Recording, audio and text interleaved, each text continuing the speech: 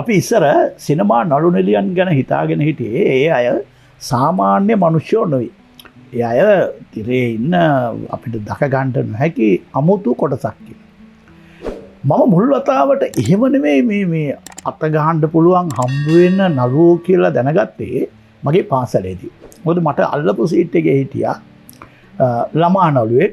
ඔහු අද අප අතර නැහැ, ජීවිතුන් අතර නැහැ. ඔහු මේ කොළඹ සන්නය චිත්‍රපටයේම ප්‍රධාන චරිතයක් රඟපෑවා. ඊළඟට මම ඒක තව දැනගත්තේ ඒ පාසලේම අපිට හිටපු ලොකු අයියා කෙනෙක් හිටියා. ඒ අයියා ඉදවසල අතිශය ජනප්‍රිය වෙච්ච වගේම අපි ආසා කරපු චරිතයක් සිනමාවේ රඟපෑවා. මොකද ඒ කාලේ තිබුණේ සිනමාව විතරයිනේ. ඉතින් අපි තවත් ආනන්දයටපත් වුණා ඒ අවස්ථාවේදී ඔහුගේ මංගල ඡායාරූපයක් ගියා සරසවිය පුවත්පතේ. පාසලේම මේ පින්තූරේ අරගෙන විශේෂ සතුටක් ලැබුවා. මං ඒ ඉන්නේ අපේ ඉස්කෝලේ ලොකු අයියා එක්ක විතරක් නෙවෙයි. එදා මේ මට අර නළුවෙක් කියන්නේ අපි දක්කලා පුරුදු මේ අපිට මේ බොහොම සමීප වෙන කෙනෙක් නැතේ. හැබැයි පළවෙනි වතාවට තමයි මම ඔහුත් එක්ක සාකච්ඡාවක් කරන්නේ. අජිත් ජිනදාස කිව්වොත් කවුරුත් දන්නවා. ප්‍රධාන වශයෙන් මතක මඩොල් දුවේ 1975 අවුරුදු 40කට පස්සේ අදත් කියන්න පුළුවන් උපාලි ගිනිවැල්ලෙත් එක්ක අජිත් අයිබෝවන් අවුරුදු ගානකට පස්සේ විදේශගත වෙලා ලංකාවට එන්නේ. මට හිතෙනවා අවුරුදු ගාන මම එතනින්ම පටන් ගන්නම් වර්තමානයේ මේ අවුරුදු දැන් 25ක් විතර ලංකාවෙන් බැහැර වෙලා ඉන්නවා. ඔව් 30කට ගිහින් 1996 මම පිට වුණා. මේ රටේ දක්ෂ නළුවෙක් හැටියට නමක් දිනා ගන්න පුළුවන් තියෙද්දි කැනඩාවට ගියාම අර වෘත්තියේ නිකන් හිතෙන්නේ නැද්ද ආපු දේවල් නැති වුණා කියලා. හුඟක් අයට මේක වෙනවා මම දැකලා තියෙනවා. මේ මෑත කාලෙත් එන්න හදපු අය නළුනිලියෝ ගායක ගායිකාව වගේ අය මේ දැන් මම දන්නේ කැනඩාවට එහෙම සංක්‍රමණයෙන් උත්සාහ කරනකොට ඒගොල්ලෝ අර ඉමේජ් එක තියාගෙන තමයි එන්න හදන්නේ. ඒක කවදාවත් වෙන්නේ නැහැ. ඒක ගණන් ගන්න කවුරුත් ලංකාවේ අයත් නැහැ, පිටරට අයත් නැහැ. ඒක වෙනම කලාවක්. ඇත්ත වශයෙන්ම මම මගේ ජීවිතයේ අත්දැකීමුත් එක්ක ඒ 96 දී මේ විදේශගත වෙනකොට කැනඩාවේ හිටපු මගේ යාළුවෝ නෑදෑයෝ ආදී සියලු දෙනාගේ ප්‍රධාන තර්කය වුණේ අයියේ මේ උඹ වගේ එකෙකුට ඇවිල්ලා මේකේ මේ තියෙන රසායම කරන්න පුළුවන්ද කියලා. එතකොට මගේ ඇත්ත ජීවිතය ගත්තහම මම ඈත පිටිසර ගම්මානවල ඉඳලා හෙන්න මඩ කාලා පිස්සු කියලා එහෙම මේ ඊට පස්සේ තරුවක් වෙලා මේක වෙනස් වුණාට මගේ ඇඟේ ඒ ටෆ්නස් එක තිබුණා. ඒක නිසා මම ඒගොල්ලන්ට කිව්වා සහ මං හිතා ප්‍රබලව හිතාගත්තා බොලා ඔක්කොටම මම පෙන්නන්නම් උඹලා ගානටම හෝ ඊට වඩා හොඳට මේ උතුරු ඇමරිකාවේ ලේබර් ෆෝස් එකත් එක්ක හැප්පෙන්න පුළුවන් මටත් කියලා. ඒක අමාරුයි තමයි. ඇත්ත ඒක work is work. වැඩ කියන්නේ වැඩම තමයි. හැබැයි ඉතින් අර මම මුලින් හිත හදාගෙන උඹලට පෙන්නන්නම් මං කියලා වගේ එකකට හිටියේ. මට ඒක හන්ද පුළුවන් වුණා. මම මොකොත් හිතුවේ නෑ සිනමාවේ තිබිච්ච సౌందර්යය මට ඒක අහිමි වුණාද ඒව මොකොත් හිතුවේ නෑ. මට උනේ කැනඩාවේ ඒ අවශ්‍ය කරන සම්පූර්ණ අවසරයේ රටේ ජීවත් වීම සඳහා ලබා ගැනීම සඳහා කටයුතු කරේ. ඇයි ඒක තමයි ඉතින් දිග ප්‍රශ්නේ. වචන දෙකට ඇහුවේ මහ විශාල එපිසෝඩ් එකක්. ඒ කියන්නේ දැන් අපි ඔයා කිව්වා වගේ මම 1975 6 විතර සිනමාවට එනකොට මඩොල් දුවේ. මම හිතන්නේ මට ඉස්සෙල්ලා ආපු අන්තිම ප්‍රධාන නළුව රවීන්ද්‍ර රන්දනීය වියේවි. මට ටික කලකට පස්සේ සරත් ගුණතිලක ජීවන් කුමාරතුංග ගත්තා. තාත් අවුරුදු 6කට 7කට පස්සේ. මේක කාලේ මතක නේද? අපි එක පරම්පරාවක් කියලා අපිට කියන්න පුළුවන්. ඉතින් නෑ මොකද අජිත එන්නේ මේ බොහොම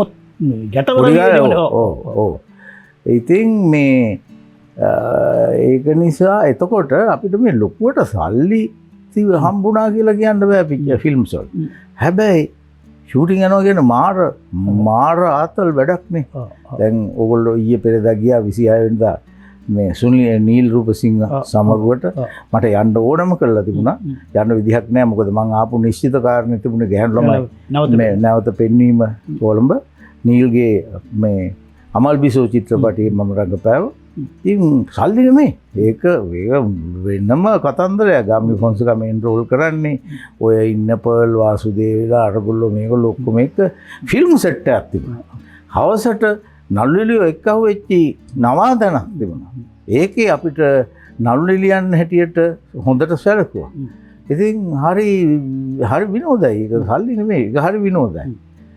හැබැයි ටිකෙන් ටික මේ විශේෂයෙන්ම රූපවාහිනිය එනවත් එක්ක මේ සිනමාවේ තිබුණු සුපිරි ස්වභාවය ටික ටික අඩු වෙන්න පටන් ගත්තා. සාමාන්‍ය ඇඳුම් ඇඩ් කරන්න ඇඳුම් ගෙනියන එක නියතයක් බවට පත් වුණා නළුනිලියන්. ඉස්සර ඇඳුම දුන්නා. ඉස්සර ඇඳුම් දෙනවනේ. ඉඳලා හිටලා විශේෂ වෙඩින් සීන් එකක් තියෙනවා. ඔයා ගාව සූට් එකක් තියෙනවා නම් මරු කියලා හැම මොන හරි ගත්තොත් අර ඇඳුම් ටික දෙනවනේ. ඉතින් මේක මට ටිකක් කරදරයක් වුණා. මං ආර්ට් ඩිරෙක්ටර්ස්ලා එක්ක සමහරවිට රණ්ඩුත් වුණා. මං ගා අනේ බම් මේ ෆිල්ම් එකට ඕන කරන ඔක්කොම ඇඳුම් මට ගෙදරින් ගේන්න බෑ බං. කැල්ලක් දෙයක් ගේන්නම් කියලා මං කියනවා. ඉතින් අය අපි අර හැබැයි ඒක තමයි එතකොට ටෙලිවිෂන් වල සාමාන්‍ය. මේක මං පොඩක් කලකිරීමටපත් වුණා. මොකද ෆිල්ම් අඩු නිසා අපිට ටෙලිවිෂන් වලට යන්නත් හොඳයි. නළුවෙක් හැටියට ඉන්න ඇඩ් කරන්න මොනවා හරි තියෙන්න බෑ. ඒක හන්දා ඒකට යන්නත් වෙනවා. ගියාම අර තිබිච්ච එකක් නැහැ. කොහෙන්ද මට කල්පනාවක් ආවා නළුවන නළුව හැටියට ඉන්න ඕන. නිකම් මේ හිඟාකකා නළුව වෙලා ඉන්නවට වඩා හොඳයි වෙන මොනවා හරි කරන එක කියලා. හැබැයි මට ලංකාවේ මුකුත් කරන්න බෑ. නළුවා ඉමේජ් එක තියෙනවා. ඒක හන්දා මං පිටරට ගියා. මේ යන්න තීන්දුව කළා. ඕක දෙවෙනි පැත්ත දේශපාලන කතන්දරේ. පස්සේ කතා කරමු ඒක. අර ඒ කියන්නේ ගියේ අර නොරටදී නම්බු එපා කියලා අපිට ගමේ කියමනක් තියෙනවා. ඒකත් එක්ක වුණා. ඔව් ඒක මට ඕන වුණේ දැන් මට තේරුණා. දැන් ආපහු තීරණාත්මක තැනකට එනවා. මං පස්සේ කියන්නම් කියපු දේශපාලන කතාව. අපි නොයෙක් දේවල් කළා මේ සමාජයේ පරිවර්තනයක් බලාපොරොත්තු වෙයි. 1982 කොබ්බගඩුව මැතිවරණයේ ඉඳලා විජය කුමාරතුංග සහෝදරයාත් එක්ක අපි දේශපාලනය කළා. මහජන පක්ෂයේ ඊට අවුරුද්දකට පස්සේ හදනකොට එහි ආරම්භක සමාජිකයෝ 500න් එක්කෙනෙක් මම. ඊට පස්සේ චන්ද්‍රිකා මෙතිණිය ජනාධිපති වෙනතුරුම අපි සටන කළා. ඒක ඒ අපි ගෙනාපු දීර්ඝ සටන් මාලාවක කූට ප්‍රාප්තිය. හැබැයි එතනින් එහාට පුද්ගලිකව අපිට අපේ ජීවිතයට දැනෙන වෙනසක් මොකුත් වෙන්නේ නැති බව අපිට ප්‍රත්‍යක්ෂ වුණා. ඒ නායකයින් වටා දැන් ආණ්ඩු කරන නායකයින් වටා ඉන්න සර්කල් එක අපි දැකලා නැති වෙනම කට්ටියක් බවට පත් වෙනවා දුටුවා. ඉතින් පුළුවන් ඔය ඊට පස්සේ අපි ඔකට මේ පොඩ්ඩක් ප්ලග් වෙලා පොඩ්ඩක් දෙකට නැමිලා එහෙම කරලා ගිහිල්ලා පොඩි ඉඩක් හදාගන්න පුළුවන්. බැරි නෑ. ඒ වෙනුවට මම හිතුවා මේ එහෙම කරන්න ඕනේ නෑ. අපි කරලා තියෙන පරිත්‍යාගයන් එක්ක අපිව අඬ ගහලා සලකන්න ඕන කියලා මට කල්පනා වුණා.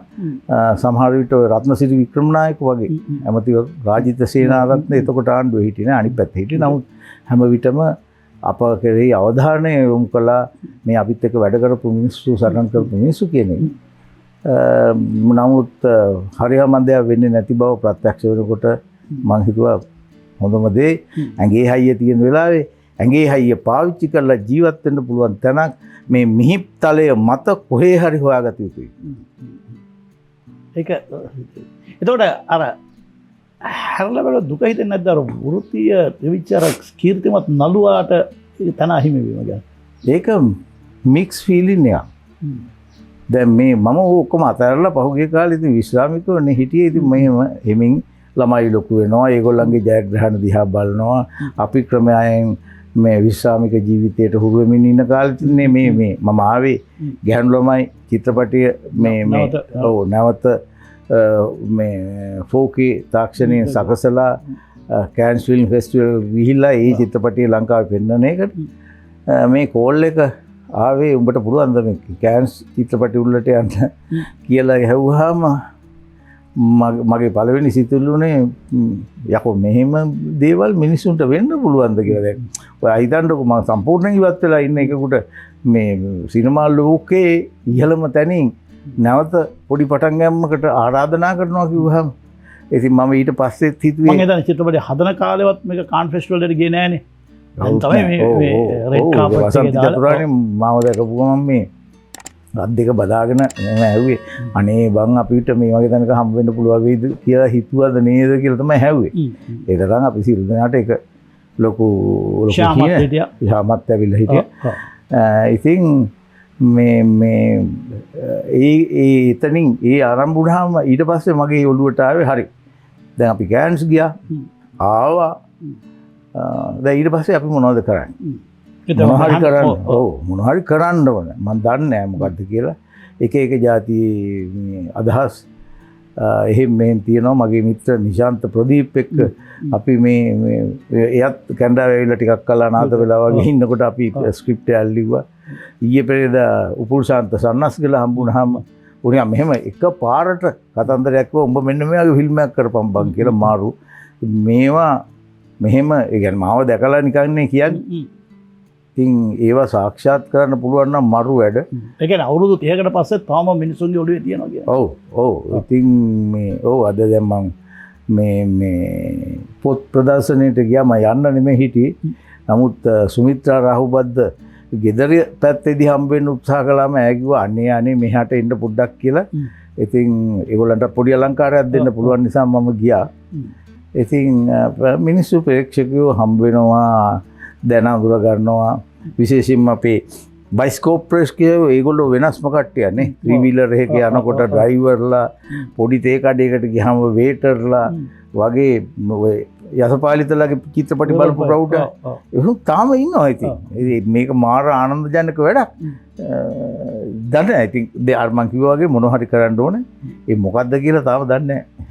එදා කාන් එකට යනකොට මොන වගේ හැඟීමද? ඒ කියන්නේ කාන් ෆෙස්ටිවල් එකේ රෙඩ් කාපට් එක මං හිතන්නේ ලංකාවේ මෙච්චර ඉන්ඩස්ට්‍රි එකේ තාම 15ක් ඉස්සරකටත් ඒ chance එක හම්බෙලා. ඒක වෙන ගෞරවයක් නේ. ඔව් සමහරව කියනවා මන් දන්නේ නැහැ ආටිස්ට්ලා කවුරුත් ගිහිල්ලා නැහැ කියලා. මං හිතන්නේ ගිහිල්ලා නැහැ. කවුරුත් ආටිස්ට්ලා ගිහිල්ලා නැහැ. ඩිරෙක්ටර්ස්ලා ගිහිල්ලා තියෙනවා. ඩිරෙක්ටර්ස්ලා විතරයි ගිහිල්ලා තියෙන්නේ. ඒක එක්ස්ප්ලේන් කරන්නේ යන එකම මහා මෝඩ වැඩක් කියලායි මට හිතෙන්නේ. ඒක unexplainable beauty ඕගොල්ලන්ට දැනෙච්ච හැම ඒක හරියට බලපු හැම කෙනාම කොහොමද බං එහෙම උනේ උඹ ඇඳලා යනකොට කියලා මෙහෙම සන්නස් කියලා පවා මෙහෙම කතාවක් රහ කරලා කිය.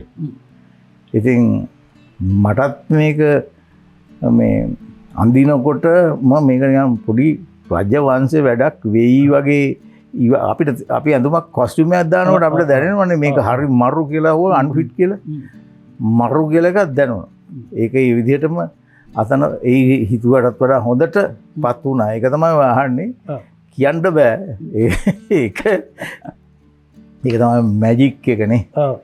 මේ ඇක්ටර්ස්ලා ගැන කියන කාරණාවලදී අපි හොඳ නළුවන්ගේ තියෙන මැජික් එක කියලා කියනවනේ. මේක හොඳ නළුවෙක් දෙනක් කියන එක නෙමෙයි. හැබැයි මෙහෙම ඇඳලා කරලා එතෙන්ට යනකොට ඒ වටපිට ඉපු දාස් ගානක් මිනිස්සු කන්සිඩර් කළා. මූ නළුවා කියලා.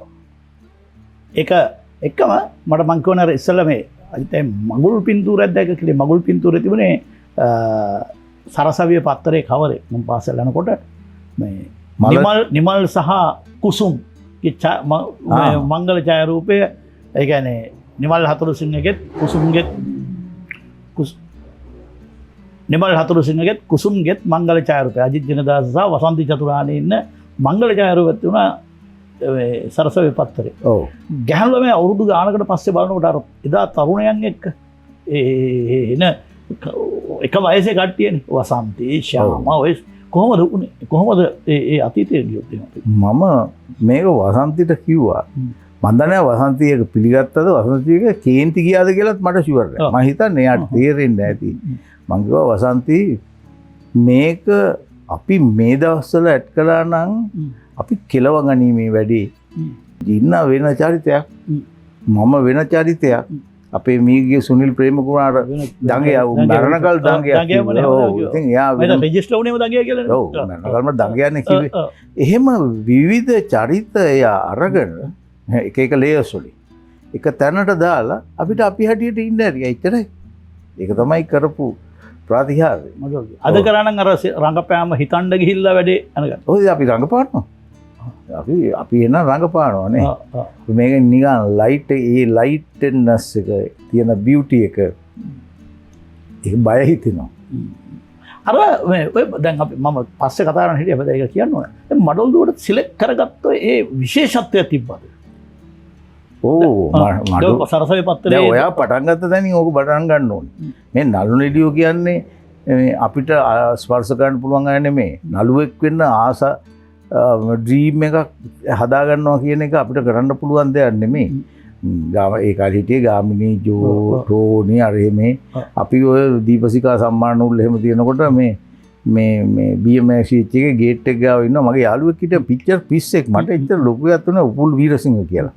උපුල් වීරසිංහයි මමයි මම හිතන්නේ නරේන්ද්‍ර මාපගුණ රත්න ඔය අපි කීප දෙනෙක් හිටියා පික්චර් පැත්තට බර මාපගුණ රත්න කියන්නේ මේ සරසවි අලව්ව අන්න රයිට් එයාගේ පුතා දැන් ඉන්නේ නරේන්ද්‍ර මේ එයා අපි කට්ටිය ගිහිල්ලා ඔය හෝල් එක ඉස්සරහා ඉඳලා කට්ටියට අතවන්නවා. ඉතින් අනිත් කට්ටිය අතවනාගෙන යනවා ගාමිණී ෆොන්සේකා ඒ කාලේ එතන කාර් එක නවත්තලා බැහැලා පොඩි කයියක්කම ගහලා යනවා. එයාගේ රජ්ජුරුව එක ඔහොම ගානට තියාගෙන ඉතින් හරි ත්‍රිල් අපිට අපි ඇවිල්ලා කියනවා කට්ටියට හොස්ටල් එකේ ඉන්න. ඉතින් ඒ අපි කවදාවත් එයින් එකෙක් වෙන්න සිහිනමවක් නැහැ. ඒක අපි හිතුවේ මේ දිව්‍ය ලෝකේ කොහේ හරි ඉඳලා මේගොල්ලෝ එනවා මේ සිනමාවට කියලා වගේ. හැබැයි මඩොල්දුව පොතට දිවිච්ච ආදරේ සහ ලෙස මත්තයා එක සිනමාවට නගනවා ළමයි හොයනවා කියන එක තුල මම ඔහුට ලියමන ලියලා ඉල්ලීමක් කළා මේ චිත්‍රපටිය කොහේ හරි ඉන්න මං ආසයි කියලා. මම ඉන්ටර්විව් එකට ගියාමත් මේගොල්ලෝ ඇහුවා මොන චරිතයටද ආස කියලා. මට මතකයි හුඟල් ළමයි උපාලි හෝ ජින්නා කියලා කිව්වේ. මං කිව්වා මට මේ චිත්‍රපටිය කොහේ හරි පොඩි තැනක ඉන්න තමයි ඕනේ කියලා. ඉතින් ඒවා හම්බකාරක ඉතින් දැන් ආනන්දට එන්නේ රත්නපුරේ ෆැගියුෂන් එකෙත් පස්සේ ඇලෝසිසෙත් ඉඳලා ශිෂ්‍යත්වයේ පාසල. දැන් ශිෂ්‍යත්වයේ පාසල ආනන්දට අම්මලා තාත්තලා එවන්නේ මේ නළුවෙක් කරන්න නෙමෙයි. වෙන විශාල බලාපොරොත්තු එක්ක දොස්තර කෙනෙක් ඉංජිනේරුවෙක් ඔය වගේ වනේ ප්‍රශ්නයක් වුණාද ඒක? මඩොල් දුවට තෝරාගෙන. මමත් දන්නේ නැහැ ඒක. හැබැයි අපි මම අම්මව තමයි දැන් මොකද මම ප්‍රධාන චරිතයට තෝරා ගන්නකොටත් මගේ දෙමව්පියෝ ගිහිල්ලා තිබුණේ නැහැ. ඊට පස්සේ මම අඬ ගහලා හැබැයි ඒගොල්ලන්ට මාව දැන් ඕනේ. මම බයෙත් හිටියා. කවුද දන්නේ මතක නැද්ද ඉන්ටර්වියු බෝඩේ හිටියේ කවුද? ඉන්ටර්වියු බෝඩ් එක තනිකර මේ ඒකේ නායකයා හැටියට හිටියේ උපාලි පෙරේරා. ලෙස්ටර් ජේම්ස් පීරිස් බලාගෙන හිටියා සයිඩ් එකේ අපි එක්ක කයිය ගහන්න එන්නේ නැහැ. උපසේන මාරසිංහ නිකන් එහාට මෙහාට දුව සීන් එකේ හිටියා. මාරසිංහගෙන් තමයි මට පොඩි සිග්නල් එකක් හම්බුනේ මේ ඔයා වගේ එක්කෙනෙක් තමයි අපි තෝරන්නේ උපාලට වගේ එකක් එයාගේ අතින් කියවුණා. දැන් මම දන්නේ නැහැ. මේ ගෙදරද තිබුණේ ලෙස්ටර් මහත්තයා කොහෙද? ඔව් ගෙදර. ඉතින් මේ කොහොම හරි දැන් කිව්වා තුමා තෝරාගෙන කිව්වා දැන් තමුසේගේ තමයි අපි පවුලේ අය දැකලා නැත්තේ. හන්ද වහාම කවුරු හරි ගෙන්නන්න ඕනේ කියලා. මම බයෙත් හිටියා. දැන් මට ගෙදර අය ආවිල්ලා නැති හන්ද මේක කාට හරි දෙයිද කියලා. හැබැයි ඔයා දන්නවනේ ඉතින් ඒගොල්ලෝ චිත්‍රපටයක චරිතයකට කවුරු හරි ඕන වුණාම ඌව ගන්නවා මොන જાතියින් නේ. ඊපස්සේ අපේ තාත්තා ටිකක් කොන්සර්වටිව් සම්ප්‍රදායික අධ්‍යාපනය තමයි මූලික කියලා හැම හිතන එක්කෙනෙක්. තාත්තා මොකද්ද වෘත්තිය? තාත්තා වෘත්තියෙන් මේ පෙරකුදවරු ලිපිකරුවෙක් කෙනෙක් රත්නපුර නගරේ. අම්මා ගුරුවරියක්. අම්මා පොඩ්ඩක් ඔය කබල් ඒවට ආසයි. අපිව පික්චර් බලන්න එක්ක යනවා. තාත්තත් එක්ක පවුලම එක්ක යනවා. එයා ඒක මේ කලබල කළා. එයාට ඒක මදි වුණාම තනියෙන් බලන්න ඕන වුණාම එයා මාව තමයි අරන් යන්නේ. මම තමයි පවුලේ වැඩිමල. මාව අරගෙන තව පික්චර් දෙකක් විතර තනියෙන් උත් බලනවා. ඉතින් එහෙම පොඩි එකකුත් තිබුණා. ඉතිහාස කතාවල හැම්මෙන් මේ අපි නොදන්න හැම්මෙන් කතා තිබුණා. ඔය එයාටත් ඇඩ් කරන්න ආසාව තිබුණා.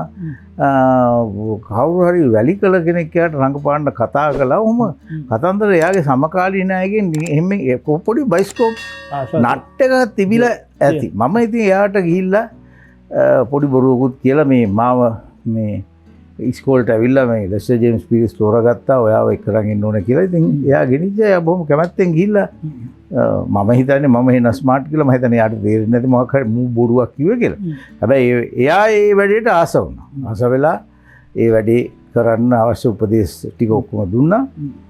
හැබැයි පසු කාලෙක මට මතකයි මගේ පියා ඔය ටිකක් වයසට ගිහිල්ලා එහෙම ඉන්නකොට අම්මටත් වඩා එයා එන්ජොයි කළා මේ මම ජනප්‍රිය නළුවෙක් කෙනෙක්. එයා හුඟක් එන්ජොයි කළා කියලා මට හිතෙනවා. ඔව් පළවෙනි දර්ශනය මතකද? ඔය ෆිල්ම් එකේ පේන පළවෙනි ෂොට් එක තමයි ඉස්සෙල්ලම ෂූට් කළේ. කියන්නේ ජෝ අබේවික්‍රම මහත්තයා මේ ඉස්කෝලේ පන්තියේ ළමයින්ට පාඩමක් උගන්වනවා. කියවන විට ලිවීම වගේ එකක් දෙනවා. මම ඒක ලියා ඉන්නකොට මට අම්මව මතක් වෙනවා. එතනින් ෆ්ලෑෂ්බෑක් එකට ඕක තමයි ගත්ත පළවෙනි සීන් එක. ඉතින් මොකුත් අවුලක් නැහැ. ඒ කියන්නේ යාරයා සර් අපි ඉගෙන ගන්නවා.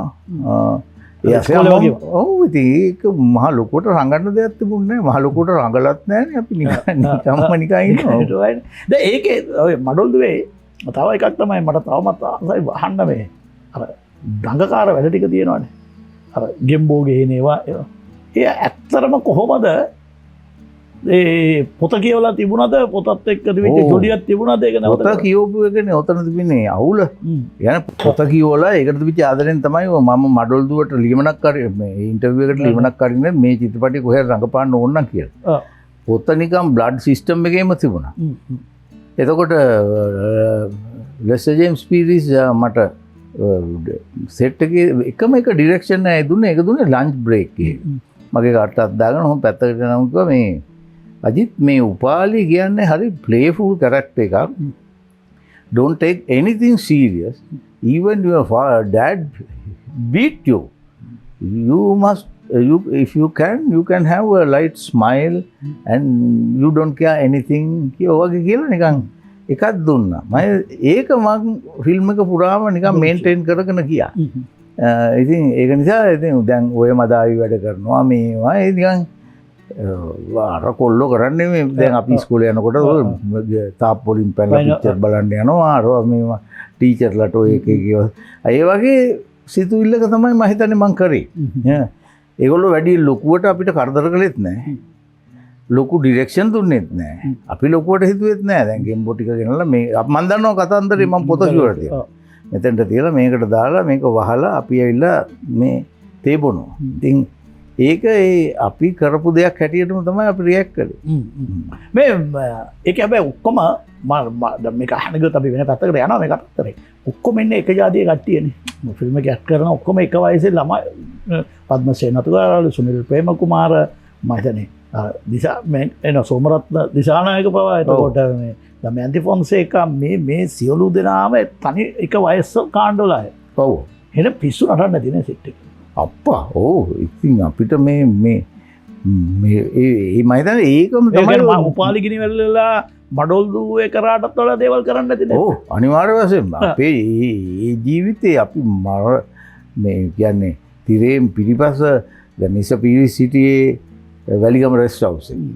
අපි හිටියේ ওই කොග්ගල දැන් මාටින් වික්‍රමසිංහ මේ පදන මෙහෙම තියෙන තැනට පිටිපස්සෙන් තිබුණා ප්‍රෙසිඩන්ට් ඩිපාර්ට්මන්ට් එකට සර්කිට් බංගලෝස් තුනක්. යාරගොල්ලෝ ගියයින් පස්සේ අපිට අපි වෙනම එකක් ඉතින් හොරෙන් ගිහිල්ලා කැලේට වෙලා සිගරට් ගහනවා අරවා මේවා වගේ මුහුදේ නාන්න යනවා. හොරෙන් මිස පීරිස් දැක්කනම් දෙන්නේ නැහැ අපි. අපි ඔය නිමාඩු දාට එහෙම ගිහිල්ලා මේ මුහුදේ නාන්න එහෙම යනවා. ඔව්.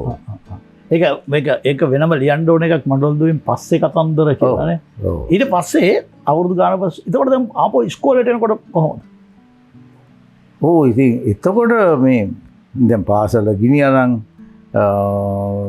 ඉස්කෝලේ ප්‍රශ්නයක් උනේ නෑ ඉස්කෝලේ ලොකු මේකක් දුන්නා මට මුලින් පොඩි කරදර වගේක් තිබුණා ඉස්කෝලේ ඔය හොස්ටල් එකේ ඉඳලා අපි හොස්ටල් එක ඇතුලේ ගැටුම් ඇති කරගෙන අපිට අපිව ගෙදර යවලා අම්මලා ඒක මොකද චිත්‍රපටි ඉඳලා නැත්නම් හොස්ටල් එකේ අරගෙන ඊට පස්සේ ඔකේ සීනියර් ඩෝමෙට්‍රි එක වහලා ඊට පස්සේ අපි හොරෙන් ඉස්කෝලේට එනකොට ප්‍රින්සිපල් මාව අරගෙන එන සත්තමක් දාලා කර්නල් රාජපක්ෂ ඊට පස්සේ මම අම්මව ගෙනල්ලා ආපහු ඒක ෂේප් කරගෙන ඊට පස්සේ මම ඒක අරගලයකදී මම කියන්න හැදුවා මේ සර් මේ මං කොණ්ඩේ වවන් ඉන්නේ මෙහෙම කියලා. කොණ්ඩේ වවන එක කියන්නේ මේ මම හැව් තමුසේ ඇයි ඉස්කෝලේට ආවේ මම මොකද්ද කිව්වේ? දෙමව්පියෝ එක්කන් එන්නේ. ඊට පස්සේ දැන් අම්මව ගෙනල්ලා මේක ෂේප් මම මේක අහන්නද? ඒ කියන්නේ දැන් මඩොල් දුවත් කරලා ඔක්කොම කරලා ඇත්තටම අම්මා එක්කන් ආවේ ඉස්සර ඔය හරි ප්‍රසිද්ධයි ඔය මරදානෙන් එහෙම කවුරුනේ අම්ම කෙනෙක් කරන්නේ. නෑ ඇත්ත අම්මා ගෙනාවේ ඔය මල ලෙඩක් එන්නේ. එහෙම බොරු කාට බෑ දැන් මේක සම්පූර්ණ මොකද මේ දැන් හොස්ටල් එකේ කචල් එකේ එකක්. ඊට පස්සේ ෆිල්ම් එකට යන්න ඕනේ දෙක. නිමාඩු ඕනේ. කොණ්ඩේ වවන් ඉන්න කොණ්ඩේ කපන්න එපා කියලා මිස්ටර් පීරිස් කියලා තියෙනවා තුන. ඉතින් අම්මවම ගෙනාවා. දැන් මිනිහා ගෙනල්ලා ඒ ඔක්කොම සෙටල් කරලා ඕ මිසිස් ජිනදාහ මට තේරෙනවා ඔයා බොහොම බුද්ධිමත් කාන්තාවක් කියලා. මම දැන් මොකුත් කියන්නේ නැහැ මේ ළමයා ගැන. ඔබතුමිය මොකද්ද කියන්නේ මම ඒක කරනවා කියලා. මොකද ඉස්සෙල්ලා මෙයා පටන් ගත්තේ මේ ළමයා නරක වෙනවා ආස් කරගෙන යන්න කියලා. ඒ අම්මා ඉතින් පොඩි ධර්මයක් දැම්මහම එයා කිව්වා මට තේරෙනවා මං දැන් ඔයා කියන එක කරන්න. අනේ නෑ සර් කියලා ඉතින් අපේ අම්මා පටව නෑ මම මොකද්ද කරන්න ඕනේ කියන්නකො. ඒක ළමයාව තියාගන්න. ඊට පස්සේ හරි ඒ වැඩ ටික කරනවා. මොකද මම හිතන්නේ කරන රාජවංශ කවදාකවත් අස් කරන්නේ නෑනේ. ඔව්. ඊට පස්සේ දැන් කියනවා අර කොණ්ඩ කතාව කියලා මිනිහා මගෙන් එතකොට තමයි මිනිහා මට අවසර දුන්නේ කොණ්ඩ කතාව කියන්නේ. ඒකම මං කිව්වා මෙහෙමයි මේ මඩොල් දුවට මාව තෝරාගෙන තියෙනවා සර්. ඒක කැලී කතාවක්. ඒක හන්ද මට කොණ්ඩේ කපන්න එපයි කියලා තියෙනවා. ඒක හන්ද මට අවසර දෙන්න. මේ මනුස්සයා කොහෙන් දන්නවද දන්නේ නැහැ. මිනිහා එක ගත් කට්ටම කිව්වේ ඒ චිත්‍රපටිය හදන්නේ අපේ හොඳ හිතවතෙක්. එයාගේ ළමයිනුත් ඉන්න මේ ඉස්කෝලේ මම යාට කියන්නම් අපේ ළමයෙක් ඉන්නේ හොඳට බලා ගන්න කියලා. ෆිල්ම් එකේ ප්‍රොඩියුසර් එම්.එස්. සිල්වා ලක්ලුම් ආයතනයේ අයිතිකරු. ඔහුගේ පුතත් විමුක්ති. එයාත් ආනන්දෙට තමයි ආවේ. මම දන්නවා පස්සේ කාලෙක. කිව්වා වගේම මෙයා කියලා තිබුණා. එයා කියලා තිබුණා අරයට කෝල් කරලා. ඉතින් ඒ කාලේ ඔය 70 77 ශ්‍රී ලංකා ආණ්ඩුව කාලේ එම්.එස්. සිල්වා කියන්නේ ශ්‍රී ලංකා ආණ්ඩුවේ සමගි පෙරමුණ ආණ්ඩුවේ ලොකු කකුලක්. එයා මේ ලොකේෂන් එකට එනවා කියන්නේ නිකන් ප්‍රෙසිඩන්ට් එනවා වගේ වෙනම කේස් එකක් කාමර හදලා මේවා කරලා. ඉතින් එයා ආපු ගමන් අපි ලොකේෂන් එකට ඇවිල්ලා මේ ප්‍රොඩක්ෂන් මැනේජර්ට කතා කරලා කිව්වේ මේ ළමයාගේ ප්‍රින්සිපල් මට පණිවිඩයක් කියලා තියෙනවා මෙයා හොඳට බලා ගන්න කියලා. ඒක නිසා ඉතා හොඳින් බලාගෙන මේ ළමයාව පිටත් කරන්න ඕන කියලා ප්‍රොඩක්ෂන් මැනේජර්ට අණ කළා. ඉතින් මම හිතන්නේ මගේ චිත්‍රපටි ජීවිතේම වෙන ඇටෙන්ෂන් දීලා මාව බලාගත්ත චිත්‍රපටියක්. මොකද අරක නිසා වෑන් වල යන්න දෙන්නේ නැහැ කාර්ය. දැන් අපි ආසාවෙන් වෑන් වල උඩ එහෙම නැගලා යන්න. මොන මට වෑන් කතා කරන්න දුන්නා මට හැමදාම විශේෂ කාර් එකක් දුන්නා මට යන්න ඉන්නේ. සුපිරි නළුවෙක් කරා. ඊට පස්සේ ෆිල්ම් එක රිලීස් වුණාට පස්සේ නන්දසේන සූර්යආච්චි එක සරයක් ආනන්දට කතා කරලා මේ මගේ ඉන්ටර්විව් එකක් කරන්න ඕන කියලා දැන් ලයින් එක කියලා දෙන්න රාජපක්ෂට. ඉතින් දැන් ආනන්ද විද්‍යාලය අයිබෝවන්න රෙමි කියලා මිනිහා කතා කරලා සර් අර මඩොල් දුවේ ඉඳ කරපු ළමයා මෙහෙමයි කියලා කිව්වහම මෙයාත් ආනන්දියන්නේ නන්දසේන සූර්යආච්චි. ඔව්. මිනිහා කියලා මම මේ ප්‍රින්සිපල් කතා කරන්නේ ජී.ඩබ්ලිව් රාජපක්ෂ. මේ මගේ ළමයි එහෙම තැන් වලට එවන්න බෑ. ඔයා මෙහෙට ඇවිල්ලා මාව හම්බෙන්න මම යාව ඉන්ටර්විව් කරන්න උඹට ඔක්කොම පහසුකම් මගේ කාර්යාලයේ සලසන්න. ඊට පස්සේ මට පණිවිඩයක් කිව්වා මේ කවුරු හරි අතේ මේ ප්‍රන්තියට අන්න මේ ප්‍රින්සිපල් එන්න කිව්වා කියලා. ඔය ප්‍රින්සිපල් හම්බෙන්න කියලා එන්න කිව්වයි කිව්වම ආනන්දේ මේ දැන් ඉන්න ජනාධිපතිලා නෙමෙයි මම ජේ.ආර්. ජයවර්ධන හිටපු කාලේ මතක. අර ජනාධිපතිතුමා කිව්වා උඹට හම්බෙන්න කියලා. ඌ එහෙම මිනිස්සු හම්බෙනා නෙමෙයි. මහින්ද රාජපක්ෂ කිව්වොත් ඕකේ. මෛත්‍රීපාල ඕකේ ඡන්දේ. ජේ.ආර්. කිව්වා කිව්වම ඔයා හිතන්නකො නේ ෆීල් ඉන්නේ. ඒ වගේ එහෙම පන්තියට ඇවිල්ලා මේ ප්‍රින්සිපල් සර් එන්න කිව්වා කියලා කියන්නේ නැහැ. අම්මට උඩු මන් දැන් තක්බීර් වෙලා ගියා. දෙඩත්තා තව දෙඩත්තා. ඉතින් යාගේ ඔෆිස් එකට ගියාම ඊට වඩා ආතල් එකක්. මොකද මෙහෙම සෑහෙන දුරකින් මේ පුටු පේලි තුනක් තියෙනවා. හරිද? අපිට පුරුදු ප්‍රින්සිපල් එක්ක ගිහලා අර මේසයින් ඉඳලා ඔළුව කහ කතා කරන්නේ. මෙයාගේ ඔෆිස් එකට ගියාම යස් ආජි ටේක් අ සීට් කියලා කියනවා. දැන් අපි අර ඈතින් වාඩි වෙන්න ඕනේ. කියලා කිව්වහම මිනිහට සපත්තු ඉඳලා මේස් එකේ ඉඳලා පේනවා. ඊට පස්සේ දැන් එයා කතා කරනකොට අපි මේ වගේ මේ හයියෙන් කතා කරන්න පුරුදු වෙලා තියෙන ඒවයි මම හිතන්නේ. සර් මේකයි වැඩි අර මූණ බලන්නත් ඕනේ හරියට. ඔව් මූණ බලන්න ඕනේ හයියෙන් කතා කරන්න. අයි කන්ටැක්ට් එක තියන්නත් ඕනේ. ඔව්. ඉතින් එයා කිව්වා මෙන්න මෙහෙම එක්කෙනෙක් කතා කළා. එයාට මම කිව්වා මේ උඹ යවන්න බෑ මෙහාට වරෙන් කියලා. උඹට වෙන කවුරු හරි පත්තරකාරයෝ කතා කළොත් කියපන් ඉස්කෝල්ට එන්න කියලා මට කියහම මම දෙන්නම් කියලා. මම ආයේ වෙන කටවත් ඕවා කියන්න ගියේ නෑ. මම ගියා මට කතා කරපු සමානද නන්දසේන සූර්යආච්චි ඇවිල්ලා මේ එයාගේ ඔෆිස් එකේ තමයි ඉන්ටර්විව් එක කළේ. ඉන්ටර්විව් කරන අතරතුර මිනිහා පණිවිඩයක් කළා දුන්නා. ඕක ඉවර කළා මාව හම්බෙට. ඊට පස්සේ රාජපක්ෂ සර් කියපු මොනවා හරි කියලා ඉන්ටර්විව් එකේ මං කියපු මොකුත් නෑ. රාජපක්ෂ සර් කියපු ටික තමයි උදාලා තියෙන්නේ. අපේ රජ වංශයෙන් තමයි වැඩ ටික සිද්ධ වෙන්නේ. කොහොම ඉතන කරල් ජී.ඩබ්ලිව් රාජපක්ෂ ගැන වැඩසටහනක් වෙනම කළ යුතු තරම් පුතිවරයෙක් මේ අපි දුර පළාත්වලින් හැලා තැනකට ආවේ ඔව් මේ අපි මේ බය නැතුව කෙලින් ඉන්න අපි දරන අදහස වෙනුවෙන් මොන ලාභ පාඩු නොබලා පෙනී සිටින්න දැන් ඔය දැන් තියෙන මේ දකින එකට වැඳ වැටෙන එක එහෙම වැඳ වැටෙන්නේ නැතුව කොන්ද කෙලින් තියාගෙන කතා කර මේ සියලු දේ එයා ඉගෙනුවේ මොකද එයාගේ තිබුණේ හමුදා කඳවුරු න්‍යායනේ හැබැයි බොහොම සොඳුරු කඳවුරු කවදාකවත් දඬුවම් නැහැ ලෝ ඉස් ලෝ නේ අපි ජාතික ගිය පාසල් ගිය පටන් ගන්නකොට උඹ කොතනද ඉන්නේ ප්‍රශ්නයක් නැහැ එතන සීරුවෙන් ඉඳපන් හැබැයි සීරුවෙන් ඉන්න එක ලස්සන්ටම කරන්නේ එයා වෙන චිත්‍රපටය හාත්පසින්ම වෙනස් චිත්‍රපටයකට වෙනස් අධ්‍යක්ෂකවරියෙක් ගත්ත තමයි ඊළඟට එන්නේ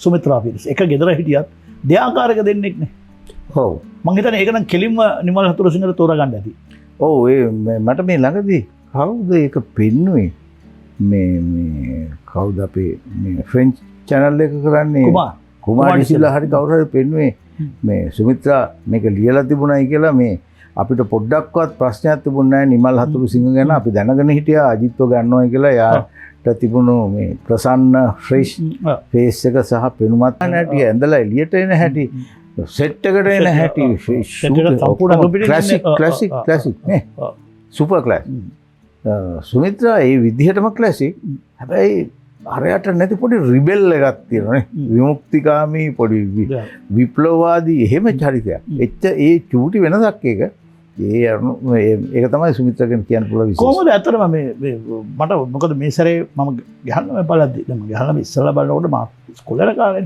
හැබැයි මෑත කාලේ මට මේ සැරේ බලද්දි ගහන්න ගැන එදාට වඩා දේවල් දැනුණා ෆිල්ම් එක ඇතුලේ මට මේ දෙවනි පාර ලංකාවේදී බලනකොටත් මට සමහර දේවල් එයා අරන්ති පිච්චි හැටි සමහර දේවල් එයා ඩ්‍රෑග් කරලා පිරිත් නූල දිගේ ගිහිල්ලා බිත්තියකට ගිහිල්ලා එතනින් ටක් ගාලා වෙන තැනකට ඒ වගේ මාර ඒවා තිබුණා ඊට පස්සේ අර වසන්තිගෙන් මේ චිත්‍රා වාගීස්ට අහන සීන් එක ඒකට එයා දිග ට්‍රැක් ෂොට් පාවිච්චි කරලා තියෙනවා ඒ වගේ මරු වැඩ ටිකක් කරලා තිබුණා කොහොමද ඒවා හිතුවේ ඇයි එහෙම හිතුවේ කියන එක මට කියන්න බෑ හැබැයි ඒක පැහැදිලිව පේන්නේ ඒ සීන් එකේ තියෙන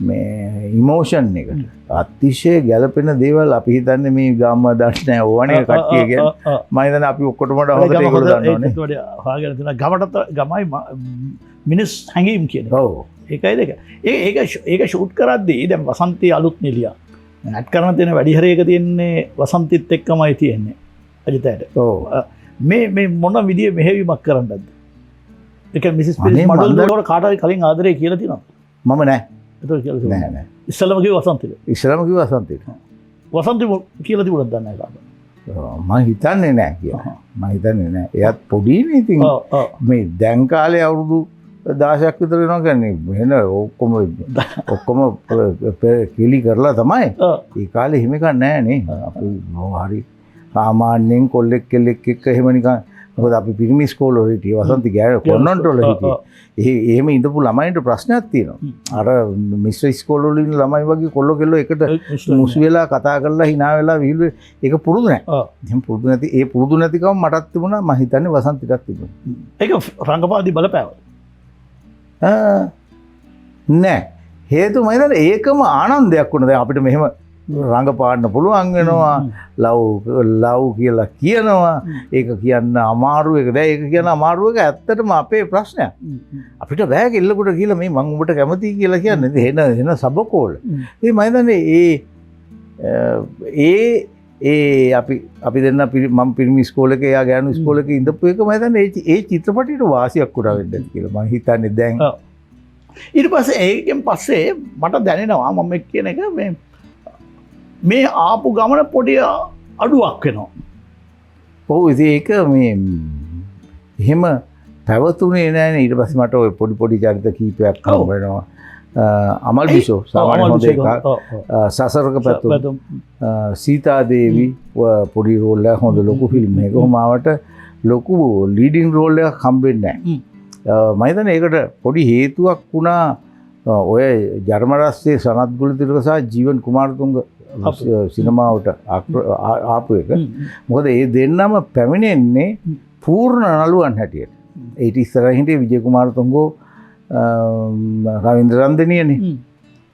දැන් සනත් එනකොට සනත් ඒගොල්ලන්ගේ කැටගරි එකේම එක්කෙනෙක් බවට ඉතා ඉක්මනින් පත් හේතුව පෙනුමනේ. සනත් පූර්ණ පුරුෂයෙක්නේ. ජීව පොඩ්ඩක් අපේ ලෙවල් එකේ හිටියට ඉතා ඉක්මනින් මිනිහා ඒ ලොකු කට්ටියගේ මේකට ගියා. මටත් යන්න වුමනාව තිබුණා. හැබැයි මාව කන්සිඩර් කළේම පොඩි ළමා එකද අවුරුදු 30 32 33 වෙනකනුත් පොඩි ළමා කෑල්ලකුත් එක්ක ඒ කියන්නේ උපාලිගිනි වෙල්ලගේ මිදෙන්න අනික් කට්ටිය කැමතුනේ නැද්ද? මගේ පෙනුමත් මම හිතන්නේ ඒකට පොඩි පාඩුවක් වුණා. මං එහෙම මහා විශාල දැන් ඕගොල්ලෝ තවමත් මං හිතන්නේ දැන් පින්තූරයක් දැක්කත් 1970 මඩොල්දුවේ පින්තූරය දැක්කත් අමුතු වෙන්න ලොකු වෙනසක් නැහැ. ඔව් හැම එකම ඉතින් අහනවත් උඹ කොහොමද බා ඔහොම ඉන්නේ කියලා. මට අවුරුදු 67ක් දැන් 70ට කිට්ටුයි. ඉතින් ඒකම ඒ තරුණ කාලේ මට පූර්ණ නළුවෙක් ෆුල් මෑන්ලි නළුවෙක් වෙන්න ඒකේ අදහස් වෙන දැන් ඒ අය වයසට ගිහිලා කියලා. එහෙම නෙමෙයි. මේ මට ඕනකම තිබුණාට මාව එහෙම කන්සිඩර් කළේ නැහැ. එක කාලෙක මම මේ පත්තරකාරයෝ එක්ක තරහෙනුත් ඉන්නවා. මොකද මේගොල්ලෝ ආපු හැම වෙලේම මඩොල් දුව ගහනවා තමයි කතා කරන්නේ. ඉතින් මම හැමදාම කියනවා මේ මචං මඩොල් දුව ගහනවා ඔය පැත්තකින් තියලා වෙන දැන් මට ඕන මේ ජයසුකුරි හෝ යුක්තිය ශක්තියද රෝසි මේවත් එක්ක නිකන් පොඩි මේ ටීනේජ් මේ රොමැන්ටික් නළුවා කියලා එකක් කතා කරන්නේ. ඌයි අපි වෙනස් විදිහකට කරමු කියලා ආපහුටම මඩොල් ආයේ ඉතින් අය සිනමාවට ආයෙ කොහොමද කියලා අර්ථකථනයක් පටන්. ඊට පස්සේ ඕකම තමයි දුවන්නේ. හැබැයි මට දැන් අවුරුදු 67ක් වෙලා වයෝ කියන්නේ වයස වයෝවෘද්ධ කියලා කියන්න බැරි නෑ. එහෙම තැනකට ඇවිල්ලා තාමත් කතා කරන්නේ මේ දෙක ගැන වුණාම ඒක ගැන මට නිකන් පොඩි මම පාවිච්චි කරන වචනේ ඔකට මේ කාලකන්ණි සොමියක් තියෙනවා කියලා. 1975 80ට උඩ කරපු චිත්‍රපටි දෙකක්. තවම කතා කරනවා. මඩොල් දුව ඊට පස්සේ එකපාරක් කරලා දෙනවා. ගැහණු ළමයි ඊට පස්සේ දෙපාරක් කරලා තියෙනවා. ඒ එකක් ගැනවත් කවුරුත් කතා කරන්නේ නැහැ. මේක තමයි කතා කරන්නේ. ඉතින් ඒක දැන් ආනන්දයක්. හැබැයි එහෙම කිව්වට යශපාල දනානායක මාර කරකැවිල්ලක් කරකවනවා. ඔව්. ඒ කියන්නේ කිසි කෙනෙක් නොහිතන වෙලාවක ලංකාවේ විජය කුමාර තුංග ස්ටාර් කෙනෙක් කරපු ඩිරෙක්ටර් ඊළඟට තෝරා ගන්නවා අජිත් ජනදාස. ඔව්. පළවෙනි තෝරා ගන්න මට තාමදයි ජයසිකුරු එක. නෑ රෝසි එක. රෝසි ප්‍රධානම චරිතය. ඔව්. ජයසිකුරු එකත් විජය හා පැරලල් චරිතයක්. ඔව්. යශපාල දෙක තෝරා ගැනීම මොකද හේතුව වෙන්නේ? ඒක මරු වැඩේ. ඔය රෝසි ෆිල්ම් එකත් ඔය මඩොල් දුව ගහන්නම එහෙම වගේ ටීනේජ් රොමෑන්ස් ස්ටෝරි එකක් කියලා දැන් මෙහෙම අලුත් එකක් හදනවා. අලුත් නළුනිලිය තෝරනවා කියලා දැන් ආරංචිත් යනවා. සුදර්ශියේ මේගොල්ලෝ ඉන්ටර්විව් එකක් තිබ්බා කියලාත් මම පත්තරේ දැක්කා. ඒකේ පින්තූරයක් දැක්කා. ඔය යසපාලට ඉන්ටර්විව් එකක් තියලා තිබුණා මේ අලුත් නළුනිලිය තෝරගන්න.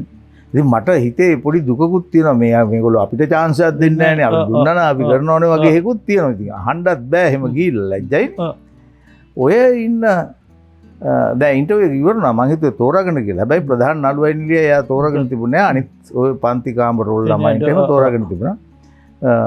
රෙක්ස් කොඩිප්පිලි ඔය බයිසිකලේ කියලා ෆිල්ම් එකක් හදලා මම ඉතින් මිනිහට සපෝට් එකට අපි ඔක්කොම උකට ඇඩ් කරලා දුන්නා. ඒ ඇස්සේ රෙක්ස් අය ඇහුවා උඹ කැමතිද කමර්ෂල් ෆිල්ම් කරන්න කියලා. මම කිව්වා කිසි ප්‍රශ්නයක් නැහැ. සමහරවිට මාතෘක ප්‍රශ්න. ඒ කියන්නේ රාවයක් ගියත් දන්නේ නැහැ මෙයා රංගපානේ ලෙස්ටර් සුමිත්‍රාගේ මොඩල් එකේ රාවයක් තිබුණේ නැහැ. ඒගොල්ලෝ නිකන් අපිව කැටගරයිස් කරනවා. ඒගොල්ලෝ ආර්ට් ෆිල්ම් කාරයෝනේ කියලා දැන් සින්දු කියලා නටන එකකට මේ ඒගොල්ලෝ කාස් කරන්න හිතියේ නැහැ. ඊට පස්සේ වර යන්න කියලා රෙක්ස් අය මාව ගන්න වර යන්න මම ඔබට ඉන්ට්‍රොඩක්ෂන් එකක් දෙන්නම් කියලා මාව අරන් ගියා. අරන් ගිහලා ඉතින් එයා දන්නවනේ ඉතින් ලොකුට පාලිද so and so I take him to consider for this one කියලා ඉතින් කිව්වහම ඉතින් පාලිත ඔයා දන්නවනේ මේ වගේ වැඩකට ගියාම පකීරනේ අර කන්නාඩි දෙක යටින් මෙහෙම බලලා මට නම් ප්‍රශ්නයක් නැහැ මේ ෆිල්ම් එකේ ප්‍රොඩියුසර් කැමති වුණොත් මට ඕකේ ඔයා ගිහලා එයාව හම්බෙන්නකෝ කියලා ඒ යනකොට හොඳට hinaලා යනවා කිව්වා. ඊට කලින් පල්තය අඳුරන ඇතිනේ. අඳුරනවා හැබැයි එයාට ගණන් නැහැ. එයා එහෙම එයාත් එක අමුතු જાතිය ඔය ගාමි ෆොන්සේකා මොඩල් එකේ චරිතනේ. ඉතින් එයා මම දන්නවත් ඇති එහෙම නැත්නම් හරි. ඉතින් කොහොම හරි මාව ඇරිය ප්‍රොඩියුසර් ගාවට තාරා පරස්ස බෝර ජාතිකේ මේකේ එයා මේ ලංකාවේ බිස්නස් කරපු කෙනෙක්. ඔව් ඔය කොල්ලුපිටියේ ඔය ලොකු බිල්ඩින් එකක්ම අයිති තිබුණේ යාට. ඊට පස්සේ මුළු පවුල මේ ලංකාවේ ඉඳපු බෝර ජාතිකයෝ මම දන්නේ කවුද දැන් ඉන්නේ කියලා. මේ මිනිහා හරි කීන් මේ ෆිල්ම් එක සහ චරිත ගැන. මට මතක හැටියට සනත් එමත් පාලිතය try කරලා තිබුණා. හැබැයි එයා ඒක අර මම කියපු එකේ අනිත් පැත්ත. එයා කියලා දුන්න ලොකු වැඩි. යාට ඕනේ ඊට වඩා ළමා පෙනුම තියෙන කවුරු හරි. ඌ දන්නේ නැහැ කවුද මේ නළුව අර එහෙම. කොහොම හරි මම ගියා ඉතින් මම අර කියපු විදිහටම hina වෙගෙන ගියා මේ දොරෙන් ඇතුළට යනකොටම මිනිහා කිව්වා උඹ හරියට හරි බං. උඹ වගේ එකක් තමයි මං හිත කියලා. ඕකේ වුණා. ඒකෙන් තමයි පාලිතයත් එක්ක සෙට් උනේ. ඉතින් ඊට පස්සේ ඒක වෙන රූට් එකක් ඉතින්. මට ඕක එයාගේ හැම ෆිල්ම් එකම කියන්නේ. ඔය ෆිල්ම් හතක් විතර කරානේ. ඔව්. ඒක කළා දේදුන්නේ සමල්ය. ඔව්. ජයසිකුරුයි යුක්තිය සත්‍ය දේදුන්නේ සමල්ය ඡායා මායා මං කරපු ෆිල්ම් එක රතුවලේ කොහොම සෙට් එකම කරානේ. දැන් මේ දැන් යසපාල නානායක ජයශ්‍රී කුමරි ඔව් ඒකත් කරානේ. දැන් ඒ ෆිල්ම් වල ප්‍රධාන චරිතයමනේ හම්බෙන්නේ. දැන් කියන්නේ දේදුන්නේ සමලයගේ දිල්ලානීගේ පළවෙනි ෆිල්ම් එක. ඔව්. අරකේ වසන්ති වගේ වෙනසක් තිබ්බා. ඔව් ඔව්. වෙනසක් තිබ්බද ඒතකොට රංගපාන. ඔව් ඒගොල්ලෝ අර මිසිස් පීරිස් ගැන කියපු එකට වඩා සපෝටිව් වෙනස් නේ. ඒගොල්ලෝ ඇඩ් කරනවා. මේ දැන් අපි ඒ දවස්වල කියනොත් එක යා හරියට චෝදනා කරනවා අපිට hina වෙලා ඉන්න කියලා. ඉතින් අපි කියනවා මේ පාලිතය ඔයා මේ ඉල්ලන්නේ විජය කුමාරතුංගේ මාලිනී ෆොන්සේකාගේ hinaව. ඒක නම් එහෙම අපිට කරන්න බෑ. ඒක ඔයා දන්නවනේ ඒක කොහොමද ගන්න? මායි දිල්ලානි දෙන්නව කියන්නේ. ඉතින් කොහොම හරි ලේසි නෑ. ඒක මරුමුස් දැන් මෙහෙවනවාද එයා කෙලිම මෙහෙවනවා. එයා මෙහෙවනවා. එයා කරලා පෙන්නනවා. සින්දු අරව මේවා කරනකොට ඒවා එහෙමනේ. සින්දුව දැන් අපි නිකන් අපිට හිතන එක කරලා බෑනේ. එයා කියන ඈ එහෙම කරපො හොඳ අපිට වඩා හොඳට ඇට්ටත් හැකියි. ඊට පස්සේ ඔය අමාරු දර්ශන මට මතකයි යුක්තිය ශක්තිය දෙකේ අර එක ෆයිට් එකක මේ මෙහෙම අර වතුර ගලා යන දියපාරක් තියෙනවා මේ කොන්ක්‍රීට් එක උඩින් පාලිතය එතනට ඇවිල්ලා බලලා ඔළුව කහලා කිව්වා අඩ ගහලා මටයි ක්ලීටස් මෙන්ඩිස්ටයි මට ලාස්ට් ෂොට් එක මෙතන ගන්න ඕනේ ගහලා මේ අජිත්ව මේක දිගේ යන්න ඇරලා උඹ දුවන්න ඕනේ කියලා අපි මෙහෙම ඇඟිල්ල මෙහෙම අත ගාලා බැලුවම මේ කොන්ක්‍රීට් එකට අත කැපෙනවා ඒ තරම් ෂාප් වතුර ඝන හීතලයි පස්සේ දැන් මායි ක්ලීටයි දෙන දැන දන්නවා දැන් මේක ඉවර කරනවා කියන්නේ ෂුවර් අපි දෙන්න තුවාල වෙලා ලේනවා කියලා පස්සේ ක්ලීටස් තමයි කිව්වේ පළත මේක කරන්න නම් අපේ රිහර්සල් කරන්න බෑ කියලා. යගෝ ඕකේ ප්‍රශ්නයක් නැහැ කියලා පස්සේ අපි දෙන්න කතා කරගත්තා කොහොමද කරන්න කියලා කතා කර මේ දැන් කතා කළා. හීතල දැනුන්නේ නැහැ. දැන් පළවෙනි ෂොට් එකකින් විතර ගියායින් පස්සේ හීතල දැනෙන්නේ නැහැ. දැන් දැවිල්ලයි අරවම යනවා. මේ ගේමක් නේ යන්නේ. ඉතින් ඒ ගේම ඇතුළට අපි රිංගනවා. කොහොම හරි දැන් මං ගහගෙන යන එකත් ඉවර වෙලා නැගිට්ටාම අපි දෙන්නගේම ඇඟේ තුවාල ලේ. ඉතින් කාර් එකේ ට්‍රංක් එක ඇරලා ඩ්‍රින්ක් එකක් දුන්නා. එහෙම තමයි මේ වැඩ කරේ. ඔව්. ඒකේ එතකොට දැන් මම හිතන්නේ ජයසිකුරුයගේ ලොකුම chance විජයත් එක්ක මැට් කරනවා. ඔව්. ඔව්. ඒක වෙනස් පෞද්ගලික සම්බන්ධතාවයකට පවතුනා ඊට පස්සේ. දේශපාලන ඔව් එතකොටත් අපිට තිබුණානේ. එතකොටත් අපිට ඔය 82 ජනාධිපතිවරණය එතකොට රෝසි කරලා ජනාධිපති එන්නේ 85. ඔව් ජනාධිපතිවරණයට අපි ෆිල්ම් එක කළා. ඒකෙන් පාලිතය අඳුරගෙන ඊට පස්සේ කොහොම හරි ඔය 82 ජනාධිපතිවරණේ කොබ්බකඩුවට වැඩ කරන්න එන්න කියලා මට කතා කරන්න ආවේ සිරිකහවල. සිරිකහවල තමයි රෝසි ස්ක්‍රිප්ට් එක ලිව්වේ. ඔව්. හින්දි ෆිල්ම් එක. ඉතින් එතකොට ඒ තප්පරයි. ඒ යසපාල නානායක කරපු හැම ෆිල්ම් එකක්ම ඉන්දියන් ෆිල්ම් එකකනේ කොපි කරලා. ඔව්. ඒ නළුවම් විදිහට ඇඩ් කරන්න කිව්වද නැත්නම් නෑ. එයා මම හිතන්නේ එයා අපි ලව්ව කරෝපු ඊට වඩා හුඟක් හොඳයි. මගේ මතය. මොකද එයාට තිබුණා පොඩි අයිඩියා එක මේක කරන්නේ කොහොමද කියන්නේ. මට මේ තාමත් මතක් කරන ඡායා මායා එක ගානිත් එක කරපු කරක්ටර් මේ ළඟදිත් මම හිතන්නේ මේ ටෙලිවිෂන් එකක ගියා. ඔව්. තාම hina වෙනවා ඒක මරු ඒ කොමඩි මට මතකයි ෆ්‍රෙඩි එක්ක මොකක් හරි ෆිල්ම් එකක වැඩ කරනකොට පලිත කෑ ගහනවා ෆ්‍රෙඩිට. මොකද ෆ්‍රෙඩිගේ පස්සේ කාලෙක තිබුණානේ මේ බොරු කරනවානේ. ඒ කියන්නේ යා හිතනවා දැන් යා ආපෝ කියලා මොකක් හරි හොය කියලා පසපැත්ත ගහලා එහෙම කළාම මේ කොමඩි කියලා හිතනවා. ඔක සෙල්ලම් පෙරමුලා වගේ ආයත් එක්ක ඕකේ. පාලිතයට හරියන්නේ නැහැ.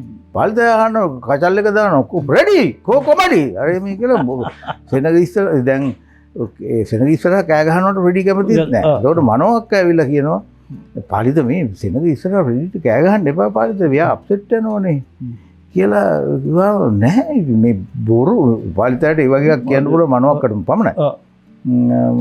මේ බොරුනේ කරන්න තේරෙන්නේ නැද්ද කියලා ඉතින් අර රෙඩියත් ඉතින් මේ තරහයි දැන් නේද එහෙම කුටු කුටු ගග යනවා මේක මාර කෙලියක් නේ මහත්මයා පොලිසියෙන් දාලා වගේ කොමඩි කරන්න පුළුවන්ද කියලා ආපහු කෑ ගහනවන්ද මොනවා හරි හොඳට කරනවා ඉතින් ඔය තියෙන්නේ කියලා මිනිහා ආයේ ඒක කරකොල හදා ගන්නවා එහෙම මේ කමර්ෂල් ෆිල්ම් ඩිරෙක්ටර් කෙනෙක් කියන්නේ මේ නිකන් ඔය ෂොට් එක අරන් අලෝපු එක නෙමෙයි ඊට එහාට ගිය බොඩි එකක් එයාට ගිය ඔළුවේ තිබුණා මේ ඩිරෙක්ටර්ස්ලා තුන්දෙනෙක් මං සිලෙක්ට් කළොත් ඒ කියන්නේ වෙනස් කරපු වෙස්ටර් පීරිස් සුමිත්‍රා පීරිස් එක පැත්තේ තියෙන නීල් රූපසිංහ සහ යසපාලිත මොකක්ද නළුවෙකු හැටියට වෙන ස්කන්ධ කියන තුන්දෙනා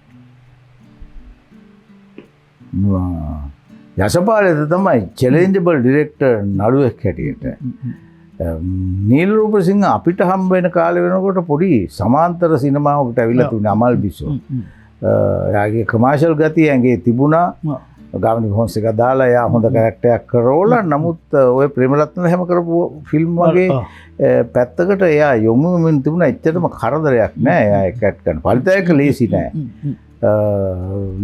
ලෙස්ටර් සුමිත්‍රා දෙන්න ඔයා ගත්තොත් මේ ඒගොල්ලෝ ක්‍රාෆ්ට්මන්ලා ඒගොල්ලෝ කරනේවා අපි දන්නේ ෆිල්ම් එක බලනකොට ඔයා කිව්වේ ගැහැණුමයි දැන් බලනකොට අපිට මොනවද ඒ කරලා තියෙන්නේ මෙහෙම සවුන්ඩ් ට්‍රැක් ඕවර්ලේ කරලා මෙහෙම කරලා සමහර ඒවා කට්ටු ගිහිල්ලා සමහර ඒවා එන්න අමාරු ට්‍රැක් ෂොට් දාගෙන ඒ තින්කින් එක අවසානයේ දකින්නකොට තමයි අපිට අහුවෙන්නේ මොකද්ද මේ කලේ කියන එක. ඒගොල්ලෝ ඉතින් ඒ ක්ලාසික් දෙන්න එක දුක තුන්නම් හඬ පව තුන් දෙනාගේ මුකුත් කම්පෙයාර් කරන්න බෑ. ඔයගෙමනේ හම්බ වෙනවා ලංකාවේ සුපිරිම නළුවෝ දෙන්නත් එක්ක වැඩ කරන හම්බ වෙනවා ගාමිණී ෆොන්සේකා විජය කුමාර්. ඔව්. ඒක කොහොමද? ඒක මාරු ගමම උිට ඉස්සලත් කියලා තුනා ගාමිණී ෆොන්සේකා කියන්නේ මේ රජුරුවනේ සිනමාවේ කිං එයානේ. ඒක ඔයා කැමති වුණත් එකයි අකමැති වුණත් එකයි. එයා එහෙමයි එයා විතරයි. ආයේ රජවරු ඕකේ මන් දන්නේ හැදේ කියලා. දැන් හැදෙන්න හදනවා කියන එකම නිකන් විකාරයක් වෙන්නේ. ගාමිණී ෆොන්සේකා ඒක කොහොම අත්පත් කරගත්තද කියලා අපි දන්නේ නැහැ. මාර ඒ වගේම දැන් එයාට පුළුවන්. එයා ඔය මූඩ් එකෙම ඉන්න වෙලාවට දැන් අපි නෙමෙයි අපිට වඩා ලොකු කෙනෙක් ආවත් ඔහොම එයා ඉන්නවා එයා ඒකට කවුරු හරි අහන එකට උත්තර නොදී යාට ඉන්න පුළුවන්. ඒ ප්‍රශ්නයක් නැහැ. විජය කුමාර තුංග කියන්නේ මම හිතන්නේ දැන් හිතනකොට මේ අපිට ඒක ඇත්ත මිනිහෙක් අපිත් එක්ක හිටියද එහෙම නැහැ. එහෙම නැත්නම් සුන්දර සිහිනයක්ද කියලා ෂුවර් නැහැ. එච්චර හොඳ මිනිහෙක්, එච්චර ලස්සන මිනිහෙක්, එච්චර හැම එක්කෙනාටම ආදරේ මිනිහෙක්, මේ වර්ගවාදය කියන එකෙන් සම්පූර්ණයෙන් වියුක්ත වෙච්ච මිනිහෙක්. ඒ වෙනුවෙන් පෙනී සිටීම වෙනුවෙන් තමන්ගේ ඉඳපු ජ්‍යෙෂ්ඨම නායකව පක්ෂ හැරලා යද්දී ඉඳපු කෙනෙක්. ඒ වගේම මේක ජීවිතේට මේක කරන්න එපා තෝ මරනවා කියලා කියද්දී ඒක හරිනම් ඒක කරමු කියලා ඒක කරපු මිනිස්සෙක්. ඒක ඇත්තටම සුන්දර සිහිනයක්. ඒ විජේ නොමැරි හිටියා නම් ඒ විජේ කියන පුද්ගලයා නළුවට එහාට ගිහින් අපි එන ලංකාවේ ආවෙන්නෙත් නැහැ. මේ රට වෙනස් වෙන්න තිබුණා. තවමත් අපිට දැන් කැනඩාව ටොරොන්ටෝ නගරය කියන්නේ ලංකාවෙන් පිටස්තර වෙච්ච දෙමළ ජනතාව වැඩියෙන්ම සිටින නගරය. අපිට තවම විශාල ගෞරවයක් තියෙනවා විජය කුමාරතුංග එකට වැඩ කරපු මිනිස්සු හැටියට. දෙමළ ප්‍රජාව ඇත. ඔව්.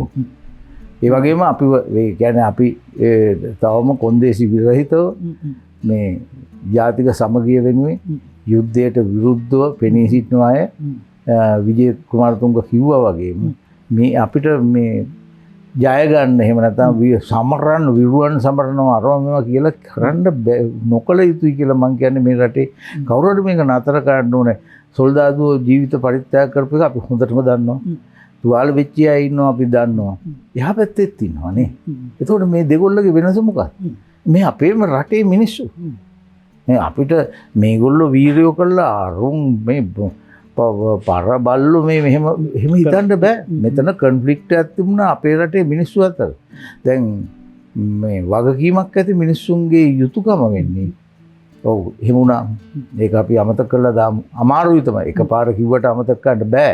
හැබැයි අපි නිරන්තරව මේ සඳහා ක්‍රියා කිරීම තුළ පමණයි යම් ඇත්ත විසඳුමකට මේ ඒ තුවාලේ පිළිබඳව යන්න පුළුවන් වෙන විජය කුමාරතුංගලා වගේ නායකයින්ගෙන් අපි ඉගෙන ගත්ත දේ ඒක. දැන් ඒකත් එක මට ප්‍රශ්නයක් තියෙනවා. දැන් ඔය කිව්වා දැන් කොටසකට නැවතත් 83 සීපත් කිරීමේ පුරුද්දක් තියෙනවා හැමදාම. ඒකම වගේ නේද? පෑරීමක් නෙමෙයිද? 83 දෙමළ ඔය ඒක අමතක කරලා ඉවරයි නේද? එම අමතක අපිට අමතක වුණාට දෙමළ ජනතාවට අමතක වෙන්නේ නැහැ. අරගමත් එකම නේද? ඒකම දෙපැත්ත එකමයි නේද? ඔව් ඉතින් දැන් ඒක මේක තමයි මං කිව්වේ. දැන් අපි හිතනවා දැන් ගොඩාක් වෙලාවට අපි වගේ අයට ප්‍රතිවිරුද්ධ අදහස් දරන අය කියන්නේ ඒකනේ. දැන් මේ පෞගිය NPP එකේ ජයග්‍රහණය ගැන කතා කරනවා. දැන් අපි ඒකට සහභාගී වුණේ නැහැ. අපි කකුලෙන් ඇද්දේ නැහැ. අපි බලාගෙන ඉඳලා අපි කිව්වා අපිට ඔකට එකතු වෙන්න බෑ කියලා. ඉතින් ඒක වාමාංශික ව්‍යාපාරයේ සමහර කොටසක් අපි වගේ හිටියා. පිස්සුද බං කියලා. තව කොටසක් කී හිටියා. ඔහොම හිත ඉඳලා බෑ සහෝදරෝනේ මේ විප්ලවයක් සමාජයේ සිද්ධ වෙනවා. අපි ඒ අතීත කතා අමතක කරලා මේකට සම්බන්ධ වෙන්න ඕනේ වගේ අදහසක තව එක කට්ටියක් හිටියා. ඉතින් මම ඔය අහපු නිශ්චිත ප්‍රශ්නය හැටියට මං කියන්නේ දැන් අපි කැනඩාව ගත්තොත් කැනඩාවේ නේටිව් අයට මේ මුල් පදිංචිකාරුවන්ට සුදු ජාතිකයන්ගෙන් සිද්ධ වෙච්ච අසාධාරණය අද තවමත් සමාව ගන්නවා කනගාටුව ප්‍රකාශ කරනවා ඒවා ගැන කමිෂන් යනවා එදා කතා නොකරපු දේවල් කතා කරනවා එළිදරව් කරනවා මේ අනන්ත වූ දේවල් කරනවා. ඒ වගේම මේ කතන්දරේ ඔය කියන මේක තමයි මගේ මතේ කියන තරම් පහසුවෙන් ඒගොල්ලන්ට දෙමළ අයට වෙනස් කරන්න පුළුවන් වෙයි කියලා අමතක කරන්න පුළුවන් වෙයි කියලා. අපිට හිතන්න අමාරුයි. අනිත් එක ඒක අමතක කරලා දාලා අපි මේක ඉස්සරහට යන් කියන එක එන්න ඕනේ අපෙන් නෙමෙයි ඒගොල්ලන්. ඒකට අපේ පැත්තෙන් සිද්ධ විය යුතු කාරණේ තමයි ඒගොල්ලන්ට එහෙම හිතන්න වඩාත් පහසු වෙන පරිසරයක් හදන්නේ කොහොමද කියන එක. ඒකෙදී මම තවමත් මම නෙමෙයි අපි විජය සහෝදරයා ඇතුළු අපි අපේ දේශපාලනයේදී අපි කතා කරපු බේසික් කාරණයක් වුණේ මොන දැන් අපිට තිබුණේ පළාත් සභාවනේ. ඉන්දියාවේ තියෙන ප්‍රාන්ත සභාවල් මොනවා හරි. ඔයගොල්ලන්ට ඕන නමක් දාන්න පුළුවන්. හැබැයි කොළඹ කේන්ද්‍රීය මධ්‍යස්ථව තියෙන බලය යම් ආකාරයකට බෙදා හැරලා ඒ පළාත්වල නියෝජිතයින්ට යම් ස්වාධීන බලයකින් තමන්ගේ පළාත් ගොඩනගා ගන්නට ඉඩ දීම තුල ඒගොල්ලෝ කරන එක අපේ කැමැත්ත නොවෙන්න පුළුවන්. පමණයි මේ වගේ ප්‍රශ්නයක් විසඳ ගන්න පුළුවන්. ලංකාවේ තියෙන ඛේදවාචකේ මම ඊයේ පෙරේදා දැක්ක දැන් මේ නගර සභා ප්‍රාදේශීය සභා මැතිවරණේ අපේ ජනාධිපතිතුමා කියලා මේගොල්ලෝ කියනවා ඒ කාලේ අපේ ජනාධිපතිතුමා හිටපු කාලේ මෙහෙම කියනවා ආණ්ඩුව වෙනස් කරන්න හැටි කතා කරනවා ආණ්ඩුව වෙනස් කරන්න හැටි නෙමෙයි නේ නගර සභා ඡන්දෙදි කතා කරන්නේ කෝට්ටේ කතා කළා නම් කෝට්ටේ නගර සභාවේ මේ පළාත කොහොමද කරන්නේ දැන් මේ හරිය කතා කරා නම් කැස්බෑව ප්‍රාදේශීය සභාව මේ පළාතේ ජන ජීවිතය ගොඩනගා ගන්න වඩා හොඳ තත්යකට ඇති කර ගන්න මොකක්ද මෙයා කොහෙකවත් කතා කරන්නේ නැහැ බලය එහෙම දෙන්නේ නැහැ. බලය දෙන්න කැමති නැහැ. පාර්ලිමේන්තුවේ ඉන්න කට්ටිය බලය පොඩ්ඩක්වත් පිටට දෙන්න කැමති නැහැ. අඩුව නගර සභාවකට දෙන්න වෙලකොට දෙන්නේ නැහැ. ඉතින් එතකොට ඔයා හිතන්න උතුරු නැගෙනහිර ප්‍රශ්නේ කොහොමද කියලා. එතකොට දෙමළට කියලා දෙන්නෙම නැහැ. පොඩ්ඩක් කචල් වෙච්ච ගම ඒක විසුරුවල හැරලා කමිෂනර් කෙනෙක් දානවා. ඒක තමයි. දැන් දේශපාලනට ආවේයි. පොඩි ඇම්මක් තිබුණා ඉස්සර ඉඳලා. ඒක මේ නළුවෙක් හැටියට මෙහෙම ගිහිල්ලා එක තැනකදී දේශපාලන ඕ නළුව වෙන්න ඉස්සරත් මම හිතන්නේ ඒ දේශපාලන උණම අයගාව තිබුණා කියලායි මම හිතන්නේ 1970 සමගිපරුණ ආණ්ඩුව හදනකොට. ඒතකොට අපේ තාත්තලා හැම UNP කාරයෝ ඒක නිසා අපි UNP පොඩි 70 කිව්වම කීයද? අවුරුදු 12යි. හැබැයි මුළු පාර්ලිමේන්තුවේ මන්ත්‍රීවරු ගන්න මට මතකයි. එතකොට කීයද? අත්පුරේද සීට් එක එතකොට? 70 60 අපේ සීට් එකේ නිමිති කළ රත්නපුර තමයි ළඟ මේ ඔය නිමිති කළ හිටියේ මං හිතන්නේ මේ පියදාස හරිශ්චන්ද්‍ර මන්ත්‍රී හිටියේ ඊට පස්සේ ගාමිණී අතුකොල්ල මේ ඊට පස්සේ මට මතකයි ප්‍රජාචාරය කියන අපිට සබ්ජෙක්ට් එකක් තිබුණා මගේ ආස විෂයක් එංගලන්තේ පාර්ලිමේන්තුවේ එඩ්වඩ් හීත් කවුද ලේබර් පාර්ටි එකේ හිටියේ මයික් විල්සන් කොහෙද පරද්දලා ආණ්ඩුව දිනුවාම ආසන ගාන පවා මට මතකයි.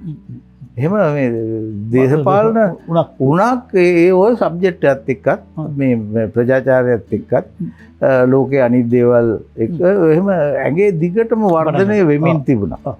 හැබැයි SLF එකට තමයි සම්බන්ධ වෙන්නේ ක්‍රියාකාරීත්වය. ඔව් මම කිව්වා වගේ 77 ඡන්දෙදී අපි එක්සත් ජාතික පක්ෂයේ සපෝටර්ස්ලා වුණා JRගේ. හැබැයි ඒ ආණ්ඩුව ඇවිල්ලා ටික කලක් යනකොටම අපි මේ මම එතකොට ගොඩනැගිලි සංස්ථාවේ වැඩටත් ගියා එකේ. ගොඩනැගිලි සංස්ථාව කියන්නේ පීටර් කේනමන්ට විසින් හදපු තැනක්. එතන ලොකු කොමියුනිස්ට් පක්ෂයේ බලපෑමක් තිබුණා. ඒගොල්ලෝ යට වෙලා හිටියේ මොකද ප්‍රේමදාසගේ බලයත් එක්ක වැඩි දඟලන්න ගියොත් එimhe මර්ධනය කරන නිසා. එයාගේ තමයි පාලනය කරන්නේ. ඒතකොට එයාගේ පාලනය ලොකු දැඩි එකක් නේ. හැබැයි ඒකත් එක්ක ඔය ඇත්ත පත්‍රේ කියවන්න අරවට මේවට සෙට් වුණා. ඊට පස්සේ 78 විතර රෝහණ විජේවීර නිදහස් කළා. විජේවීරගේ මේ මීටින් බලන්න අපි ගියා. කොළඹ තිබිච්ච ඔක්කොම මීටින් බැලුවා. මට ඒ කතන්දර සමහර ඒවා මතකයිත් එක්ක ඒක මැයි දිනයකදී එහෙම විජේවීරට කියනවා මේ අද මැයි දිනය, අද කම්කරුවන්ගේ දිනය, අද අපේ දිනය, අද උන්ගේ දිනය නෙමෙයි ගෝල් ෆේස් එකේ බජව් දාන උන්ගේ දිනය නෙමෙයි මේ වැඩ කරන ජනතාවගේ දිනේ ඒ අර්ථයෙන් මේක අපේ දිනේ කියලා. එහෙම තමයි පටන් ගත්තේ. ඔයගේ මේ කතන්දර අරව මේ හොඳට බැලුවා. JVP එකෙන් අපිට කොක්ක ගහන්නත් ආවා. ගොඩක් අය හැබැයි මේ කොක්ක ගහන්නේ නෙවුම ඊට ටික කාලයක පස්සේ තද්දින් JVP එකට බනිනවා. ඒ අතර තව කට්ටියක් කියනවා මේ කවුද අපේ පත්තරේ ඕගොල්ලන්ගේ ලේකවුසගේ සමන් කවුද මිය ගියේ චන්ද්‍රරත් නෑ ඔය එයා හැමත් ආවා ස්වාධීන නෑ සමාජවාදී කලා පෙරමුණ හදන්න එනිමේ මේ ඉතින් එතකොට දෙවනි කට්ටියක් ඇවිල්ලා අරුන්ට බනිනවා අම්බන්න උන් පාහරයෝ මෙහෙමයි පාවා දීපියෝ උන් කියලා. හැබැයි මම දන්නවා උන් වැඩ කරපු විදිය. ඒතකොට ඒගොල්ලෝ අපිට කියනවා මේ ප්‍රශ්න.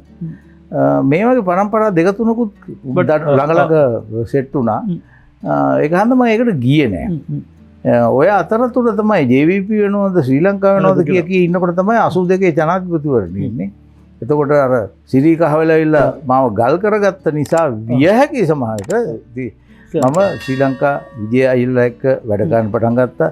ඊට පස්සේ යසපාලට හම්බෙන්නේ නෑ. එතකොට යසපාලට හම්බෙලා රෝසි කරලා ඒ රෝසි එක කාලේ අපි ඉතින් පණ්ඩි ටෝක් හිම දෙනකොට ඌව අහගෙන ඉඳලා තමයි සිරී කහවල මාව හඬ අරගන්න ආවෙත්. දැන් ඉතින් ඔයගොල්ලෝ මේ ටෝක් දිදී ඉඳලා හරියන්නේ නැහැ. දැන් මේක මොකක් හරි ගන්න බහිමු නේද කියලා මාව ගෙනියන්න ආවේ එහෙම. ඊට පස්සේ 82 ජනාධිපතිවරණේ තාම මහන්සිලා වැඩ කරා. ඔව් ඒකට මම හිතන්නේ අපි 10ක් විතර තමයි ආටිස්ලාගෙන් හිටියේ. අනිත් කට්ටිය ඔක්කොම UNP වේදිකාවේ හිටියේ. ඔව් විජය විරුද්ධ ගොඩක් අය වැඩ කරා. ඔව් ඔක්කොම ඕල්මෝස්ට්. නක්සලයිට් චෝදනාව ආවේ නැද්ද? මම එච්චර ලොක්කේ නෙමෙයිනේ. මම නිකන් පල්ලෙහා ඉඳපු සාමාන්‍ය මිනිහෙක්. ඉතින් අර නායකයෝ ටිකට විජේ ඔසී අරවා මේ කට්ටියට නේ ඔය කාවේ. ඔව් විජය අත්අඩංගුවට ගත්තා. ඔව් ගියාද නැත්නම් මොකද්ද නෑ ඒ කාලේ අපිට එහෙම දැන් රංජන් හිරේ ඉන්නකොට බලන්න ගියා. අපිට තියෙන සම්බන්ධකම් අරවා මේවා පාවිච්චි කරලා රිමාන්ඩ් එකේ ඉන්නවා. ඒ කාලේ අපිට එහෙම අයිතියක් නැහැ නේ. ඉතින් අපි බලා ඉන්නෝ ඔය සුදර්ශි ශාලාවේ ඉඳලා බලා ඉන්නවා අර විජය අයියා අරගෙන යන බස් එක යනකල් මෙයා වටපිටවත් බලයිද කියලා එහෙම අපිට දකින්න හම්බුනේ නැහැ. එළියට ආවම අපි හම්බුණා. ඊට පස්සේ මහර බයි ඉලෙක්ෂන් එකට ගියා. ඒකට අපි හොඳටම වැඩ කරා. ඊට පස්සේ සිරිමා බණ්ඩාරනායක මැතිණිය මේගොල්ලෝ සියල්ලගේම පක්ෂ සමාජික තහනම් කරනවා. ඊට පස්සේ අපි ශ්‍රී ලංකා මහජන පක්ෂය ආරම්භ කරනවා. මම ඒක ආරම්භක සමාජිකයෙක්. අර මේ විජයකුමාර් ගැන හිරේ ඉඳලා ඇවිල්ලා ඉස්සෙල්ලා මැට් කරන්න අජිත් ඇත්ත. ඔව් ජයසිකුයි. ඔව්. අමාරුවෙන්ද අසනීප ගති තිබුණාද? නෑ ඒක මොකුත් නෑ. හැබැයි වේට් එක හොඳටම බහැලා තිබුණා. ඉත හරි කෙට්ටුයි මේ ෆිල්ම් එකේ බැලුවා. ඔව්. ඒ මේ විජයත් එක්ක රංගපාපක වෙන අත්දැකීමක් කරන්නද පළවෙනි වතාවට නටනට ශිරානි නුගේරා ඔව් නෑ ඒ අපි ශිරානි නුගේරා එහෙම ඒක ප්‍රශ්නයක් නෑ. හැබැයි විජය කුමාරතුංග එක්ක සෙට් වලට ඔය මරදාන්නේ මගී පාලමුඩ එහෙම අපි ෂූට් කරා. අම්මෝ මෙහෙම අපි එයා කියන ඩයලොග් අපිට ඇහෙන්නේ නැහැ. එහෙම හිර කරගෙන පාලිත අහනවා රියසල් ඕනද විජය කියන ඕනේ ඕනේ. ඔයා ඕකේ නේද මගෙනුත් අහනවා. ඉතින් දඩ ගාලා ෂූට් කරගෙන අපි යනවා. ඊට පස්සේ යුක්තිය ශක්තියද මට මතකයි අර මේ කැරකී වුණ රෝදේ ඔය සින්දුව කරන්න හිටියේ කළුතර පාලමුඩ අතන. මොන ඒක ගන්නම බෑ. ඉතින් මුළු ගමම ඇවිල්ලා වට වුණා. ඊට පස්සේ අපි පළවෙනි ෂොට් ටිකත් කළා. අන්තිම ෂොට් එක අරගෙන පරිතය කිව්වා මේ අන්තිම ෂොට් එක අරගෙන අපි පණිමු කියලා. ඒගොල්ලන්ගේ අක්කා කෙනෙක් ගියත් තුනා මේ පානදුරේ ටවුන් එක හිටුව ලොකු වත්තක් එම තියෙනවා. ඒ ගෙදර ඇතුළට ගිහිල්ලා ඒ වත්තේ තියලා මේක ඉවර කළා. අතන ගහන්න බෑ. ජීවිත කරගන්න. ඔව් ගාමි වංශික ආවමත් එහෙම තමයි. ඒ ගාමි වංශික අර මං කිව්වේ පොඩක් දියා රජුරුනේ ඒක හන්ද එයා ඉන්න ෆිල්ම් වල ඔය එකයි හරිට වඩා සංවිධානත්වක ඒවා මේ ලොකේෂන් මේවා කරලා බුක් කරලා පොලිසියෙන් දාලා එහෙම පොඩ්ඩක් තිබුණා. විජයයක් අපි නිකම් බැස්සහම බේරන්න බෑ. ඉතින් මොන එතකොට මේ ඔය ඒ වෙලාවේ දේශපාලනයට ඇවිල් මට හිතනවා ඒ දේශපාලනට අපිටත් එක්තරා ආකාරයක එක පැත්තෙන් ඒකත් එක තමයි ෆිල්ම් ගොඩක් ආවේ. නමුත් ඒක දේශපාලනේ නොකර හිටියන මටද? ඔව්. නෑ මට ඇත්තටම ෆිල්ම් අඩු වුණා ඒක නිසා. දේශපාලනේ නිසා. ඔය ඉඳපු හුඟක් අය විජේට හරි ආදරේ විජේගෙන් වැඩ ගත්තා. විජේ ඔය ඔක්කොගේම ෆිල්ම් වල ඇක්ට් කරලා දුන්නා නිකන්. හැබැයි එයාගේ දේශපාලනයට උදව් කරෙත් නෑ. සහ ඒ කාලේ හැමෝම UNP පවතින ආණ්ඩුවනේ. මහින්ද රාජපක්ෂ තියෙනකොට ආයේ හොල්ලන්න බැරි ආණ්ඩුව ඔක්කොම මහින්ද රාජපක්ෂ. අපි මම මහින්දට සුමාන ගණන් ගිහලා කැම්පේනුත් කළා. ඉතින් ඊට පස්සේ ගෝඨාභය එනකොටත් එහෙමයි. මම හිතන්නේ දැන් මේ NPP ආණ්ඩුව සම්බන්ධෙනුත් එහෙමයි. කොහොම අම්මට උඩු වෙන විප්ලවවාදී අපේ කට්ටිය ඔක්කොම. ඉතින් දැන් අපේ යාළුවෝ ඉන්නවනේ NPP ආණ්ඩුව ඇතුළේ. ඉතින් අපි ඒගොල්ලෝ හොඳ දෙයක් කරනවාද කියලා අපි ඇත්තටම බලාගෙන ඉන්නවා. දැන් අර ඒක ගැන කියාගෙන යනකොට තියෙනවනේ මට ප්‍රශ්නයක් කරන්න තියෙනවනේ මේ දැන් අධිකරණ ඇමතිතුමා නම කියලාම කියමු හර්ෂන් නානායක්කාර මේ එක වැඩ කරන්න ඇති ඔය චිත්‍රපටි කරනකොට. ඔව් හර්ෂණ චිත්‍රපටි කළාට වඩා පැය ගණන් දේශපාලනය කලාව අරවා මේවා කතා කරපු අතිශය සුන්දර අපිට වඩා ටිකක් වයසෙන් අඩු මිත්‍රයෙක්. දැන් මම එහෙම කිව්වහම නිකන් මේ ලොකු ටෝක් එකක් දුන්නා වගේත් වෙනවා. ඔය ඒක සමහර වෙලාවට කතා කරනකොට හර්ෂණ කියනවා මේ අජිත් අය උඹ දන්නවනේ ඉතින් උඹයි මගේ ගුරා දේශපාලනය කියලා එහෙම කියනවා. ඒ කියන්නේ ඒ දැන් මේ කතා කරනවා වගේ එයා අහනවා මගේ. ඉතින් මම මගේ මතය කියනවා. ඊට පස්සේ එයා NPP වෙනකොටත් මාත් එක්ක දීර්ඝ සාකච්ඡාවල ගියා. එතකොට මම ගොඩක් වෙලාවට කිව්වා මේ මට වෙන්න බෑ මචං. ඉතින් මම මේ මැරිලා වැටිච්ච උන් එක්ක ඉන්නවා එහෙම කියලා මම එයාට කිව්වා. එයා ඒක බොහොම විනීතව පිළිගත්තා. එයා දන්නවා. ඒ කියන්නේ දැන් ඒ වෙලාවේ පණ බේරා ගැනීම සඳහා සටනක යෙදෙන්න උන හැබැයි. ඔය දැන් ඉන්න කට්ටියත් එක්ක ඉතින් ඔව් ඉතින් දැන් පාලිතය මේ ලොකු තර්ජනයක හිටියේ. එතකොට එයා වටේ ඉඳපු තරුණ පිරිසත් එක්ක ආසියා හිටියා අපිත් එක්ක. ඒක ලොකු පොලිටිකල් ඇක්ටිවිස්ට් කෙනෙක් නෙමෙයි. නමුත් පොර ගේම ඉල්ලගෙන ඉඳපු කොල්ලෙක්.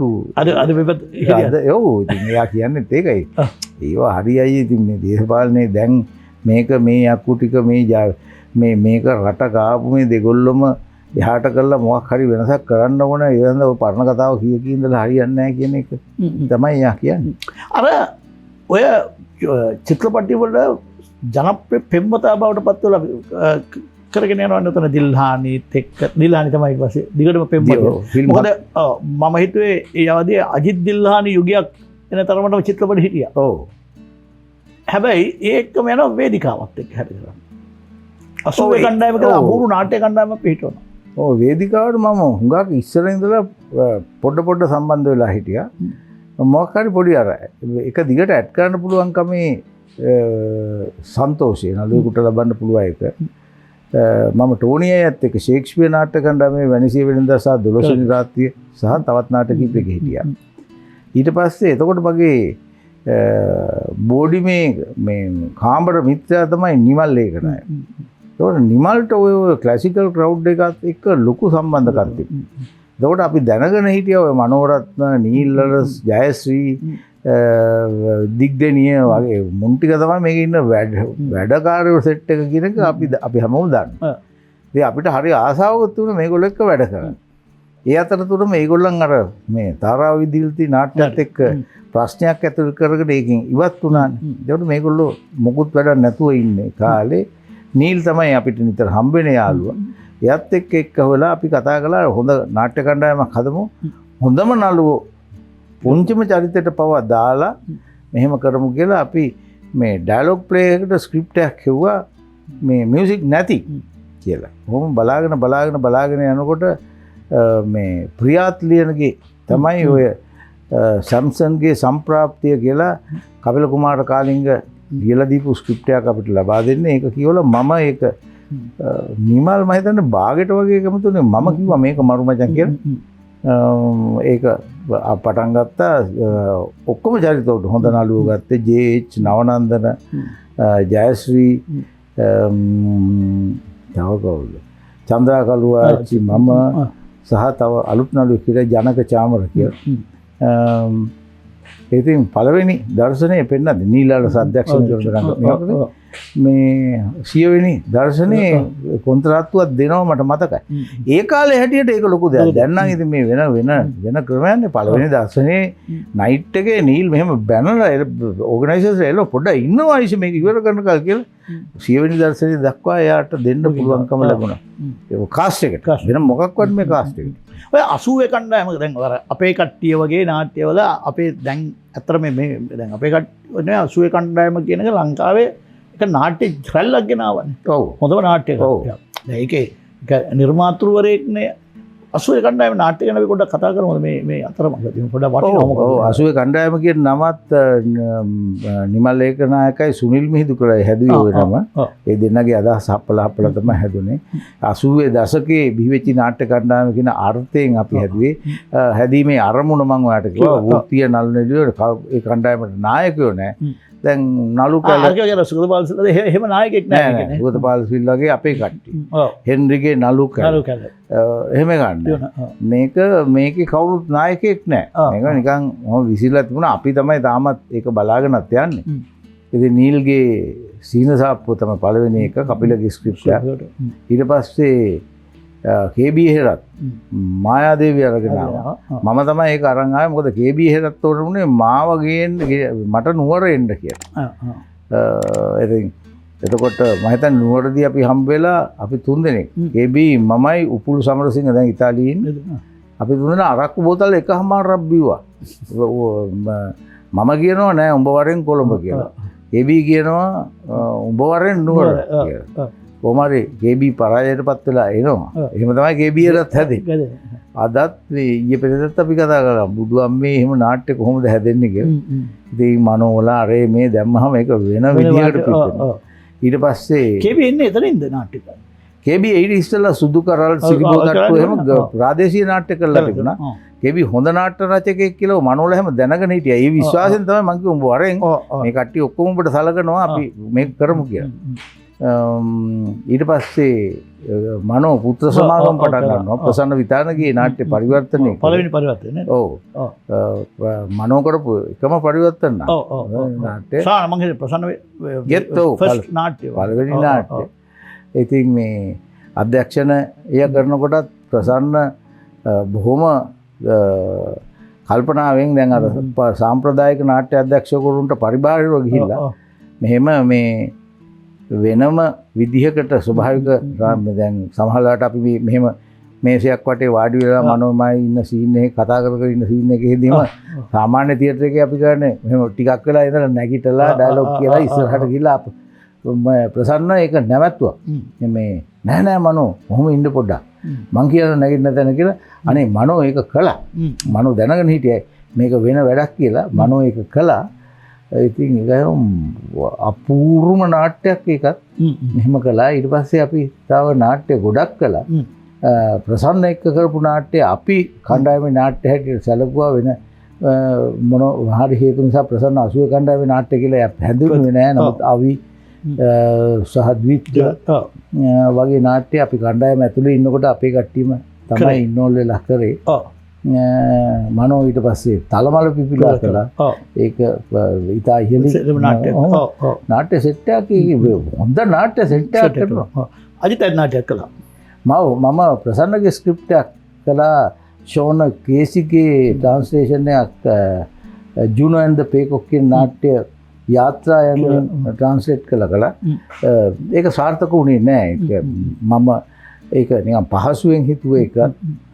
සමහර මගේ කාස්ටිං වල තිබිච්ච වැරදි ඒවා අපි යාළු මිත්‍රෝ නිසා හදන්න මගේ තිබිච්ච අකමැත්ත. දැන් ප්‍රසන්න වගේ කෙනෙක් නම් යාළු මිත්‍රකම නැහැ. උට හරි ගියේ නැත්නම් ගසලා දාලා අවශ්‍ය තීන්දුව ගන්නවා. එහෙම කරන්න බැරිකම ආදී දහසක් හේතු නිසා ඒක ඉතින් පොඩක් අසාර්ථක වුණා. මම ඒක නැවත ගොඩ ගන්න උත්සාහ කළෙත් නෑ. හැබැයි ඒක ස්ක්‍රිප්ට් එකක් හැටියට මරු ස්ක්‍රිප්ට් එකක් දැනුත් කාට හරි කරනවා. දැන් බෑ දේශපාලනය කරන්න ගිහිල්ලා මම ආපහු මේ කතාවේ කතා කරනකොට දේශපාලනය කරන්න ගිහිල්ලා රංගපෑමෙන් අයින් යම් ප්‍රමාණයකට. මොකද හටෙන් යන්න සිද්ධ වෙනවා. මරණ තරජන ආවද? ඔව් මම දැන් ඔය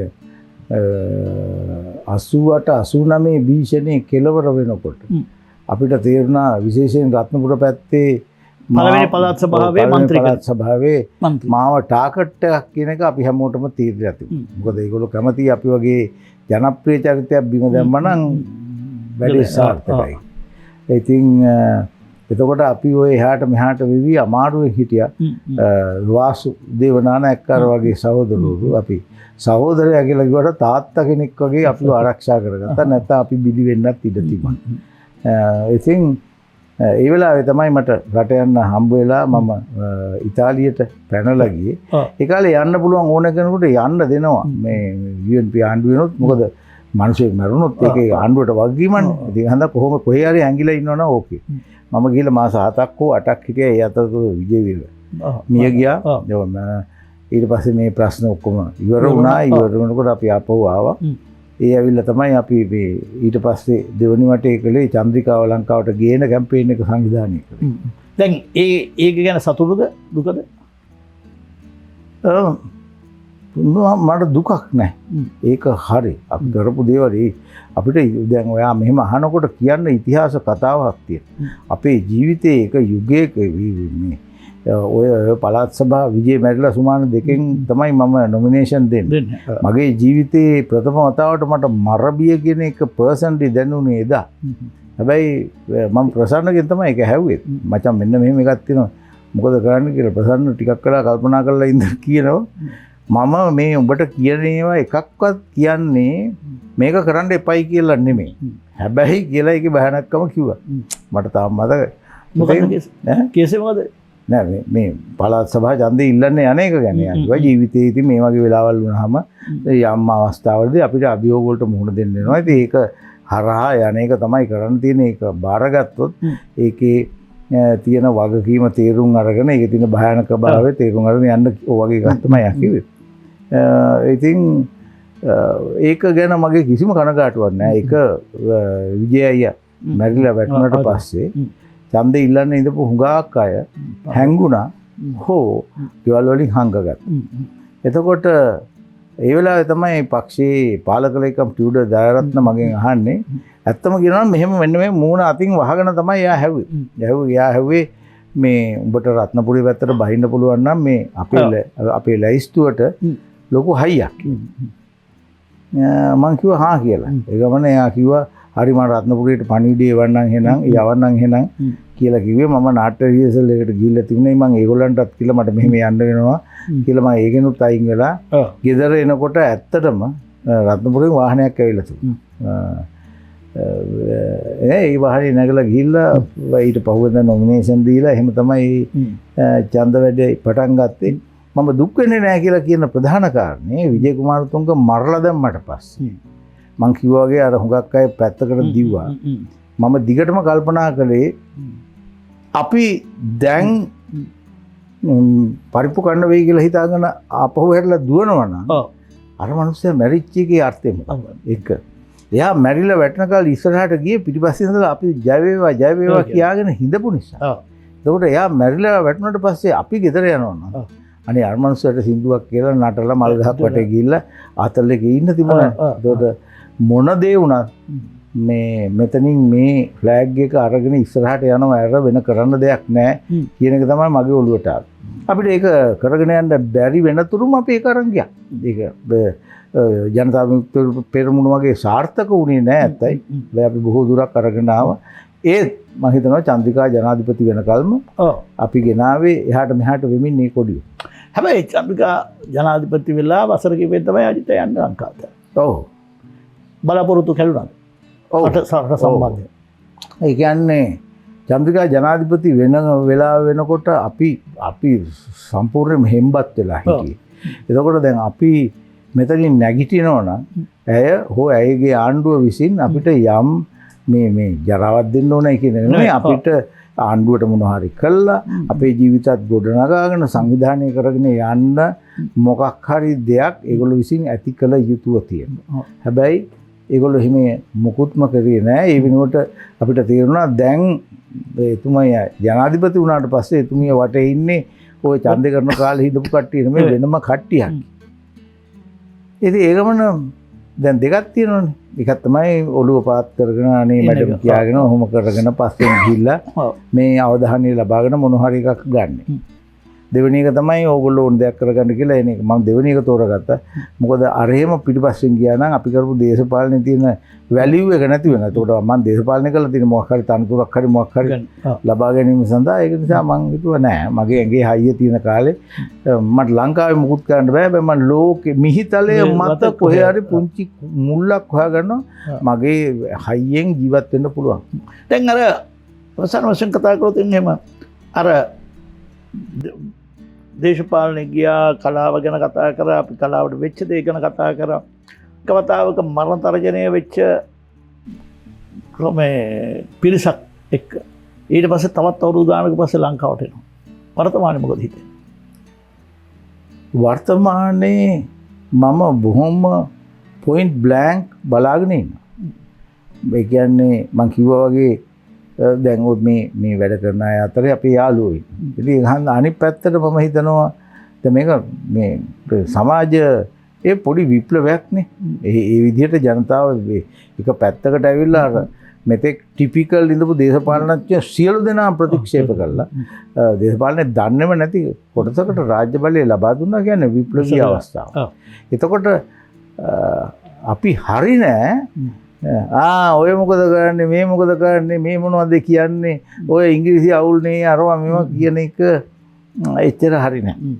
අපි උත්සාහ කරන්න ඕනේ පොඩ බලා ඉන්න ඒගොල්ලෝ මොනවද කරන්නේ. ඒගොල්ලෝ හොඳ දෙයක් කරොත් හොඳයි. මම යන්නේ නෑ. මං කිව්වා වගේම මම අර මැරිච්ච සහෝදරවරුත් එක්ක එතෙන්ට වෙලා බලාගෙන ඉන්න. හොඳ නම් හොඳයි. මගේ පුද්ගලික මතේ මං හිතන්නේ මොකවත් වෙන එකක් නෑ කියලා.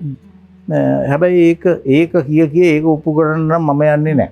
මං බලා ඉන්නවා. අපේ යාළුවෝ ගොඩක් ඉන්නවා. ඉතින් ආණ්ඩුව ඇතුලේ ඒගොල්ලෝ යම් හොඳ දෙයක් කරනවා නම් ඉතින් ඒකට දැන් අවුරුද්දකට පස්සේ බලා ශ්‍රී ලාංකිකයෙක් නෙවෙයි. ඔව්. එතකොට කොහොමද පිටස්තරයක් හැදෙන්නේ කියලා කියන්නේ? ඔය නීති ප්‍රශ්න ඔක්කොම කොහොම තිබුණත් ඉතින් ලාංකිකනේ අපිට වැඩියෙන්ම හොඳට කතා කරන්න පුළුවන් සිංහල. හරිද? අපේ ආලෝකයේ දීප්තිය තියෙන්නේ මෙතන. මිනිස්සු දන්නේ අඳුරන්නේ මේ රටේ. ටැක්සි ඩ්‍රයිවර්ගේ වේවා හෝටලයක වේටර්ගේ වේවා ඉඳලා සර් මෙහෙමයි කියලා ජයසිකුරුයි අරව මෙහෙම එකක් කතා කළා මම මේ කියන්නේ බයිස්කෝප් ක්‍රවුඩ් එක පින්තූරයක් සෙල්ෆියක් ගමු සර් කියලා පින්තූරයක් ගහගන්නේ මේ රටේ.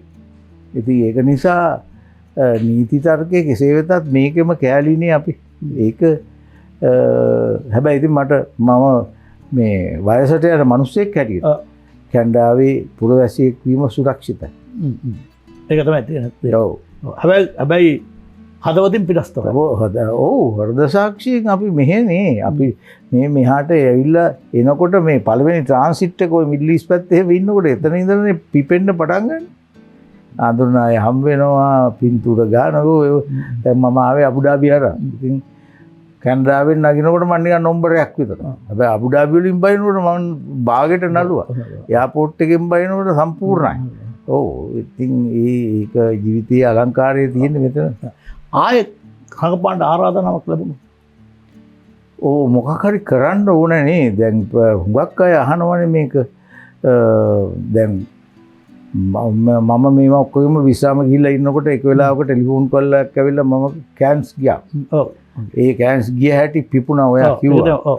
දැන් ඒක ෆෙස්ටිවල් තව 15කට 20කට ගියා අපිට එහෙම යන්න විදියක් නැහැ. ලංකාවේ පෙන්නනකොට අපි කොහොම හරි ආවා. තව දෙක තුනක් තියෙනවා. කොහොම හරි ගියොත් හොඳයි කියලා හිතාගෙන ඉන්නේ. යන්න පුළුවන් වේද බැරිද දන්නේ නැහැ. මෙහෙම ආපහු මාතුල දිනපු නළුවා පිපුණා. ඉතින් දැන් මට අභියෝගයක් තියෙනවා. දැන් උඹ උතන ඉඳලා මොනවද කරන්නේ කියන එක. ඔව් ඉතින් මම තාම දන්නේ නැහැ උත්තරේ. හැබැයි මම දන්නවා අපි වයසට යනවා.